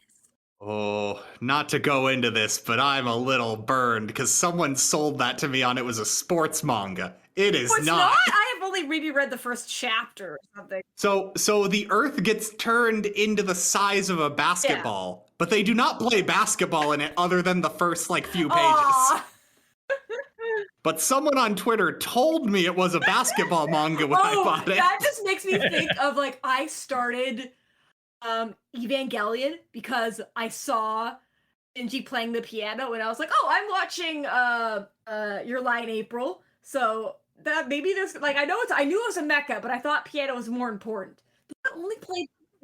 I'm so sorry that. But no, they played the think- piano in like the rebuilds or something, and it's just sadness all everywhere. Oh man, I want the combination piano playing manga mech thing where you've got to get into. Oh, it's organs that are the size of cities that have to be played by mecha. Oh, where? What? Editing Sam, look up to see if that exists, because that is so narrowly in your alley. Hello, everyone. It's me, your favorite nth dimensional host from the future, Editing Sam, and Ask and You Shall Receive. While it isn't expressly about pianos, I did find an anime called Ra Zephron. It looks pretty good. It's about some aliens that use a fake planet to time dilate Tokyo and take it over, and they use clay golem mecha that operate on music. So, look forward to our episode on that. Back to the show. You were mentioning the moon earlier, and I guess like someone's got to defend us from these mechas. We have a guardian deity. Bum bum bum bum. Oh no. Oh, all the mechas are named after composers. Beethoven. Get into book. I'm just saying I'd watch it. I'd watch that. But anyway, they got to go back to their high school because turns out they forgot one of their teammates at home. Well, specifically, it gets revealed that he had actually been suspended at the beginning of the year. They learned this from Takayama, and the immediate reaction is, wait, the thug thinks that this guy is a little too intense. Oh, Everyone's just like, Takayama, what are you doing talking? Who even are you? Oh, and Ashita. I wasn't sure who you guys were talking about. Oh, who's I think Takana is the thug, but I said the wrong name. You said the name of who I think is the little like gopher. No, you Tsukishima. didn't say that was the name of no one. Oh, Takayama isn't a name? Oh no! Tsukishima, Tanaka, and Yama. There's a lot of names. I'm sorry for being nitpicky, but I don't know, like, or does it really? Well, yeah, no, you're more familiar with the 100%, characters. yeah, Hold on. Kendra, do not apologize. We brought you on to be the expert of this series for us. You are doing your job right now. I was like, wait. Yeah. Please correct me when I say a random name that isn't even in the Okay, 'cause manga. I was like, who? But I guess, like, yeah, I now need to I'm trying to flip through, but we get kind of the tease of it. Also, that, like, oh, there was a coach who was here before that Kageyama wanted to see, like. But ended up retiring the very year that Kageyama came, because the universe is trying to teach him a lesson too. Well, he tried to come out of retirement, but then failed. He was too old. Which, I mean, this is Japan. To go into retirement takes a lot. Yeah, one of the things was he got injured. There's a lot of cues that, like, the guy who owns the convenience store that has been selling them the, like, Chinese buns that they've been, like, snacking on as a team is, like, the guy's son or something. And I have a feeling that he's going to be revealed to be the eventual coach, the mecha pilot that we need. Yeah. Otherwise known as a volleyball coach. It's nice. He even gives them, like, free food because he ran out of meat buns, and then he's like, okay, here's some snack bars. Like, I don't know, he looks out for them, which is cute. They're high in protein and low in fat. Because we see, like, he's calling Ukai, and then, like, he picks up the phone. It's like, what's happening here? Kageyama and Hinata are practicing in the gym, trying to serve into a water bottle, I think. They're, like, doing some target practice. Yeah. Imagine them trying to fit the volleyball inside of the water bottle, like a ship in a bottle. His head is stuck in a water bottle, and Kageyama's just like, no, you gotta keep squeezing. I don't think this is working. But yeah, well, specifically, Kageyama was trying to practice his serving, but because one of the things that Hinata is worse at, receiving, he ends up, without being prompted, trying to receive Kageyama's serve. Kageyama is, honestly, rightly quite angry about that. But unfortunately, when Kageyama tries it again as Hinata is retrieving the ball that he badly returned out a window, another person ends up pulling the same trick. Yes, I was confused too, but he actually just hit it to the upper floor or something, because it does look... At first I was like, that ball will not fit through those bars. What the fuck? I was like, does it not have magic power? Okay, yeah. But... That does make sense. Yeah, that does make more sense, because I had the exact same. Yeah, no, it's on the walkway above them. Okay, that makes more sense. Look at it, because I also thought it was the window, but it's just up on the second floor. Because I noticed it when he was climbing the ladder. But yeah, a new character with a shirt that says "One Man Army." I'm sensing a theme here. Ends up successfully receiving Kageyama's serve, and we're introduced to the guardian angel of the team.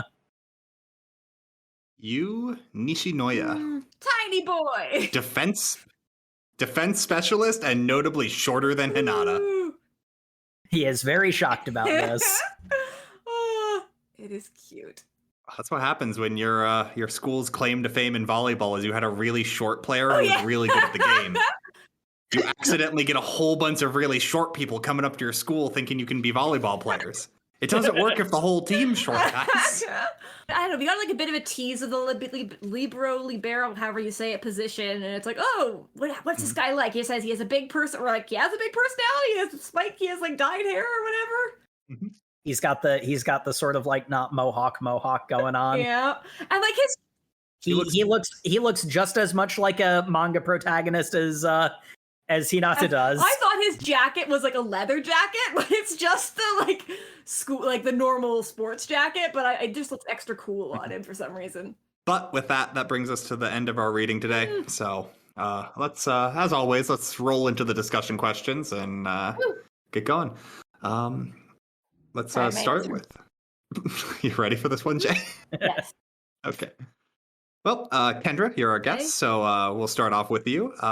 Favorite character? It's kind of a toss-up between Tanaka and Hinata. I think Tanaka might get it, because I think he's just such a good senpai, and like he vomited on him and he didn't even get mad. I'm like, are you a saint? Like, what? I think rereading makes me like Tsukishima a bit more, like the jerk glasses guy, because I really didn't like him the first time I read, but like now you kind of like can see. I'm glad that you guys kind of picked up that like he is like some stuff's going on with him. Like he's kind of like almost obvious. It's almost obvious. Like, oh, I hate people who care about shit. And it's like, okay, that's oddly specific. But buddy, you joined a volleyball club. Like, you should care about the game. Like, we all kind of care about the game. That's such a common reaction of someone who has hit a brick wall and something they care about, hiding the fact that infuriates them by pretending they don't care. Like, yeah, I got the kind of vibe that like he's just naturally tall, so that's like his already bonus to the game, and it's just like, why do I have to work any harder on this? I'm already like physically. Oh, he's the character that we hated from Blue Period. Oh yeah, the one that you vibed with, and I'm just I was like, the only one who vibed with, and it's like, yeah, that tracks. The naturally talented kid who the second he hits like, I have to work at this, he's like, well, I quit. Like, yeah, because that was me in high school. If you guys want to hear us make fun of Jacob for being that, the Blue Period episode, go and watch it. It's real fun. It's a good one. Jay, you were excited. Favorite character? Easily I would say Hinata, just because all around team player, he comes with the right attitude to everything. And I don't know. I like characters. This is bad. This is going to sound really bad, but I like characters who are very straightforward and earnest. I think that's like a great, because he is like kind of a, I think he said like shonen protagonist TM, but I think he's like I think he is really likable, because I think sometimes the protagonists are like really yelly and like really kind of almost abrasive a little bit, but yeah, because they're like, I'm gonna do it my way, and no, I'm gonna be the best, and like I have no room for like, you know, being amenable to any direction or anything. Hinata is like the opposite of that, but still having the protag energy. Like he knows he sucks, but he's like, I want to try. I'm gonna try to get better. Like he loves volleyball. It's just it's a contagious love a little bit.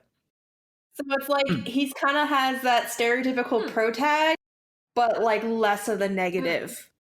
He's very ideal for me. And I know that's a cop-out, but I appreciate it. As somebody who doesn't really delve that much into sports anime, I appreciate it. I think like Hinata is probably my favorite of the series, plus another character we haven't met yet, but he's up there. Yeah, Hinata's got strong golden retriever energy, so I can understand that. He just wants to play fetch. He just wants to... It's like, no give, only throw. Only spike. I don't like this guy. Only throw. I don't like this guy. He was mean to me. Oh, wait, he'll play fetch with me? Best friend. Yeah. Jacob? Favorite character? Well, as is standard, Jacob has to like the dog the most, so Hinata. Jokes aside, as it turns out, it actually is Hinata. He's the best boy. So actually, the reason I like him, and I mean, honestly, Jay, like, it's not a cop-out to like a character for that reason. I think that that's a perfectly valid reason, but I think the reason I liked him so much was a little bit more of an odd reason. I am a big lover of characters in story. I can forgive a lot in a story if the characters are interesting. And I mean, you know, I think it should be obvious that's not the case where I have to forgive a lot with Haikyuu, given what we've said about it. But the thing I really like about Hinata is he is like all of the meta cues are saying that he's the protagonist of the story. He's the main character of the story. You're supposed to focus on him. And yet the simple fact that he's such a complete person, he doesn't really have to grow that much as a person. As a volleyball player, he has to grow a lot. But as a person, he doesn't. And that's such an odd way of having your guy on the cover character to operate within a narrative. And I really appreciate how different that is. I think that's really cool. Because on top of it, it means that Hinata is just so deeply likable. You know, not to say that he isn't flawed, but he's just like, I want to be his friend. I want to know him so much because, you know, like, he's the kind of friend that, like, if you did something stupid, he'd tell you to your face and you'd have to earnestly apologize before he'd forgive you for it. But you kind of know he always would, as long as, you know, you did right by him in the end. And, you know, that sort of character is usually not the kind of character that you get from page one. And I think it's interesting that is who Hinata pretty much is. You know, he has a good, healthy passion for the game that isn't toxic, but also is like really there and a defining element of his personality. You know, like there are just so many elements of him that like any other series would have him have a lesser version of that trait and then grow into the version he currently has. And the fact that he starts there is just so interesting. It would have been easy to make him a bit of a push for like, oh, because like he trusts Kageyama so much that he just like closes his eyes when he spikes. But it's just like, no, it's just kind of like the only way he do it. Like he's such like a, I don't know, golden retriever. That's the only way he can't look for the ball. It's like the golden retriever energy of just like that's the only way I know how. Yeah. Let's just do it because like I don't know, he doesn't have a bad bone in his body. Maybe he does a little bit. Yeah. Well, yeah. Well, and that's sort of the thing, though. I think it is fair to say he doesn't have a bad bone in his body because, like, on the one hand, him closing his eyes like that is ultra trusting, and you know, any other character it would be naive. But when Kageyama actually crosses a line and just, you know, like we mentioned, there are cases where he says something true in the wrong way, and that's a very understandable character moment. And in other cases, he's just being a jerk. And if he's just being a jerk, Hinata will not put up with it. He will say, "You're being a jerk. You had better apologize for that." Like he gets mad, and like he should, you know. I like that about him. I think because him kind of being a complete character allows like for the other kind of Duro tag, whatever you call it, to like Kageyama to pull that stuff as well, and kind of like Tsushima be annoying and kind of like I don't know, it's cute. It gives him space to focus on that aspect of it. Again, the two of them being perfect foils and mirror opposites of each other because they both have to grow in the opposite way. It makes me happy you guys like Tanaka. Oh, Hinata! It makes me happy you guys like Hinata because going in, I was like, I hope they like him. Let me rip apart your favorite character from the series and tell you why he's bad, actually. Ooh, yes. Hey, I got Hit us with your best shot. No. I'll hate Deku until the cows come home, but Hinata is not Deku. You can fight later. But you know what? Come on for a My Hero episode. We'll fight then. I'll be on. I'll fight you. Okay, sorry. Go ahead. So Hinata's a real good character. I don't know if I'd pick of him for a favorite. He kind of pushes the plot in a way that I enjoy. I like him in the story. I wouldn't say I like him the best. Tanaka, I really like. He's got strong supporting character. He's got like that kind of roughness of like, I think he's probably the least talented of all the upperclassmen, and is like, but he's got that strong maternal instinct to be like, nah, these my boys. I'm gonna raise them to be strong. He's like one of those. He's like a second year, which I think is maybe a little bit easy to forget because we see him with the third years a lot. And like we kind of see the other second Yakidir and Ashita, who like they even comment on. No one comments on him. He's just kind of there. And like, oh, now there's this big shot Noya who's a second year, and I don't know. Well, there is also the element of someone mentions he really likes people calling him senpai, and my immediate thought was, he's second year. He really does like hearing people call him senpai. Like, we're getting called senpai, so he's like, I have underclassmen now. Like, I think that's part. Like, I think maybe it's a bit of Tanaka like trying to do like what he's supposed to do, but as well as like he's just a good person. It's just what he would do. Like, I do like that he like doesn't like anybody the first time he meets them, and he constantly comment on it. But he's just a good. I think he definitely gives Oikawa the finger at one point. Like, he's really rough around the edges, but a good guy overall. And then kind of as a side pick, I'm going to pick the opposite of that. I really like Tsukishima. I loved the just relentless bullying of the first years. I love he's got a little lackey that's constantly just hiking him up. I love that he thinks the game is stupid because that just gives him the character growth to be like, no, I actually really do like volleyball. It's like, why are you here? No one's forcing you. Go home. This is an extracurricular, buddy. Like, but yeah, okay. I guess anyone else got any other thoughts on the series while we're here? There was one thing that I kind of wanted to mention in passing. I want to be complete and fair in my critique. There was one minor issue that I had with Haikyuu as I was reading it. And whilst a lot of the like faces that are meant to be like big shots that are like really expressive were well done, there were a couple of places where, and like the action shots are obviously great, like with the like sketchy squash and stretch, like when they do the dithering on the fingers to show that it's like in the middle of moving, it's so cool. Having seen clips from the anime, I know this is something that's well translated into the anime, but like the action shots are excellent too. The one place where I was not particularly fond of Haikyuu's art in particular was in the like regular dialogue scenes where nothing particularly impactful was happening, because people's faces had a tendency of turning into spears. Yeah, I think there are a few. It was a little distracting on occasion. It's one of those ones where I kind of felt like I needed to point it out because I did notice it enough that like it did actually bug me, but like in aggregate, like like it's obvious like all of the effort went into the big emotional moments in the action scenes. Those are the parts that you remember and you care about and carry the series. I don't know, the art was definitely not the high point of Haikyuu in my opinion, outside of certain particular big moments. Of when it was the best moment in the entire thing we read. Yeah. Inconsistent. Funnily enough, kind of like the team, I think is maybe the best way of putting it. I think it has like really good like reaction faces when it wants to, but sometimes I think there are like a bit of weird shots because it's still like really early. The art gets a lot better, I promise. Yeah. I was going to say, actually, that's exactly what I was just going to say. I am pretty darn sure this probably is going to be a problem that vanishes over the case of the series relatively quickly. I guess mine's kind of off topic of art, but like Kyoko like doesn't talk. Like she talks like once, and I'm just like, I think it kind of makes sense a little bit, but like because she's like we kind of learn she's a bit shy, but like it's also like I don't know, because the one time she does talk, it like Hinata like short circuits. It would have been nice to have her do a little bit more, but she's pretty objectified in all fairness. Like she is there to be Hinata's crush. I think it's less Hinata, it's more Tanaka, I think, who kind of is like, oh my god, she's so hot. I think she's basically there to be hot, is basically what she's there for. Okay. I think in our reading, Hinata does it twice, so maybe that's why I'm thinking it's for him more so than... I think it's... Yeah, Hinata reacts to it and it lingers on that, but Tanaka mentions it more. But again, that's also kind of the thing where it's like, to be fair, they are introducing the main characters.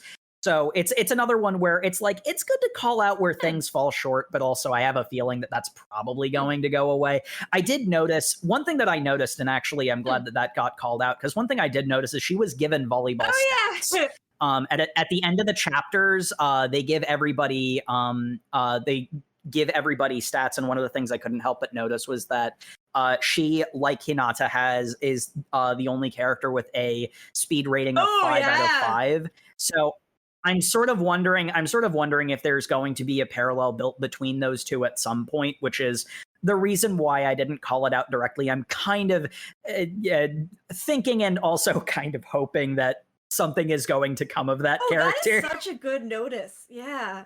I won't, no comment, but good speed. It is kind of funny because I think they go on to point like Kageyama's intelligence is only for matches. Then because he failed entrance exams of other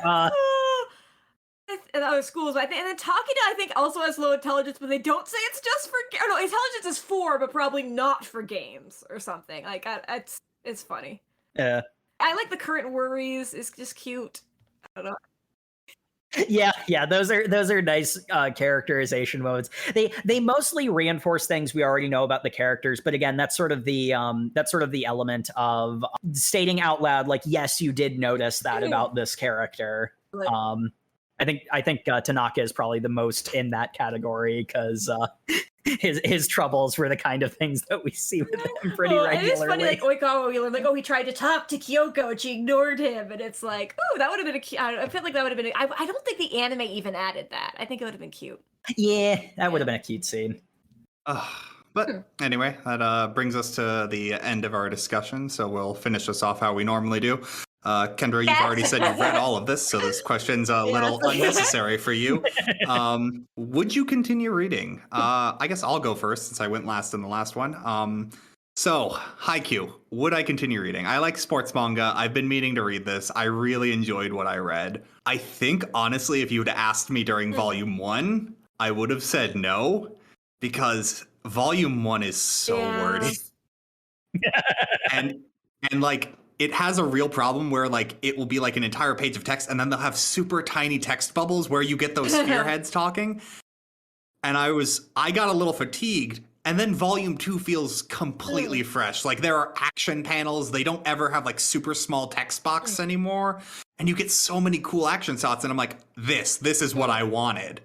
And like that really set me up. So yeah, I'd continue reading Haikyuu. It is my jam of like children taking a sport way too seriously, but that's because it's their life. And I'm like, yes, good.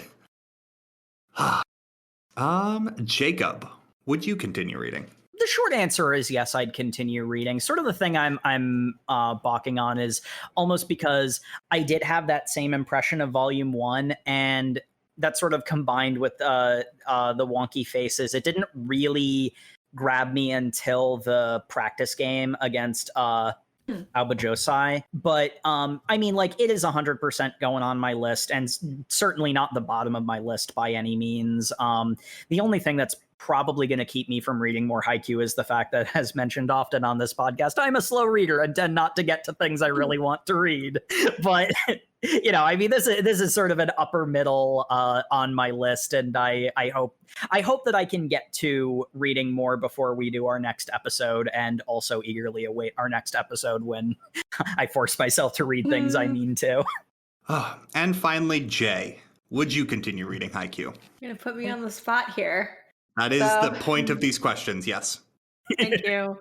I'm leaning towards yes, because I did enjoy the story, and as I preface this, I'm not really a huge fan of sports manga.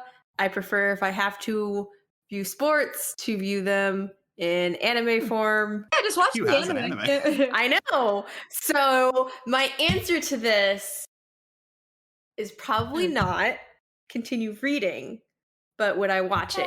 Yes. The anime is kind of like on hiatus right now, like partway through. Yeah, and I was like, Yeah, I know. give us more, damn you. But they need to rest. I think like the latest season, because of COVID, it got hit pretty hard, and there's some like really wonky episodes. Well. Yeah. I think I'm just like that with like most action scenes. Like on the podcast, I've brought like, this looks like a really cool action scene, but I hate the paneling.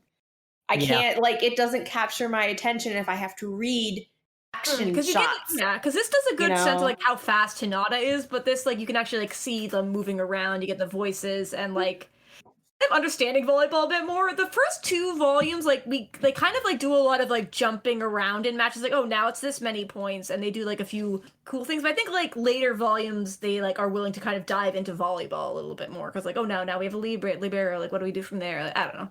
I will say, after reading our 2 volumes of Haikyuu, I still think I understand more about Karuta, the card game, than I do about volleyball, which, Fair enough. I mean, Chihaya Furu did its job, I guess. Kendra, thank you for coming on. Hey, thank you for having me. Yeah, why don't you go ahead and tell the people where they can find more of you if they want. Okay, so you can find me on Twitter at Sniper of My Heart, and you can, I have 2 podcasts, at MHA Pod, where I talk about My Hero, and then kind of the on hiatus, because the series, it ended, the manga ended, at Haikyuu Pod. I do have, but yeah, and that's about it. So. With that, we're going to bring this episode to an end. As always, you can follow us on Twitter if you want to hear more of our opinions and you haven't had enough of that already, at OverMangaCast. Or you can find us at overmangacast.com, where we post all our episodes. We have a Facebook page, I guess. A whole bunch of things. Also check us out on YouTube, where you can comment on individual episodes. Giving us a review on your podcatcher of choice would be greatly appreciated. Helps us out a lot. Yep. I prefer iTunes, but you know, all of them are greatly appreciated, and we love all of them. 5 stars. Yeah, 5 stars. We don't normally say that, but Kendra said you need to give us 5 stars, so listen to her. Yeah. She's our special guest. You have to listen to her. Yeah. Also, if you have any suggestions of series you'd love to read, reach out at Twitter, on the website, email us at overmangacast@gmail.com, you know, wherever. Just keep shouting into the void. Maybe we'll hear it. Carrier pigeon. I think we actually got rid of that. But with that, we will go into what we are reading next week with a little bit of a 4th of July special as we return to something that made my top manga of things we read last year, if you've seen our Best of 2021 special. We are reading Volume 2 of Eagle, The Making of an Asian American President. And I am so excited for this nonsense. I can't wait to see how many laws Tuck breaks this time. That's what you gotta do to be president, right? They do a lot. Is that a manga or is that a comic? It's a manga. It's a manga, yeah. It is written by a Japanese mangaka about the election process in the US, which means that it's so well researched and written, but occasionally it will just get simple things wrong, and it's hilarious because of it. Yeah, and it is an adventure. We have an episode on Volume 1, and next time we'll finally be getting into Volume 2, something we've all been looking forward to with anticipation. I need to check it out. Unfortunately, it's Viz signature, so it's been out of print for a bit, but yeah, it's rough. I got my copies who came in an eBay box. I'm excited. But with that, we'll be bidding adieu. Good night, everybody. Good night, everybody. Good night and good luck. I was trying to be a newscaster there. I don't know why.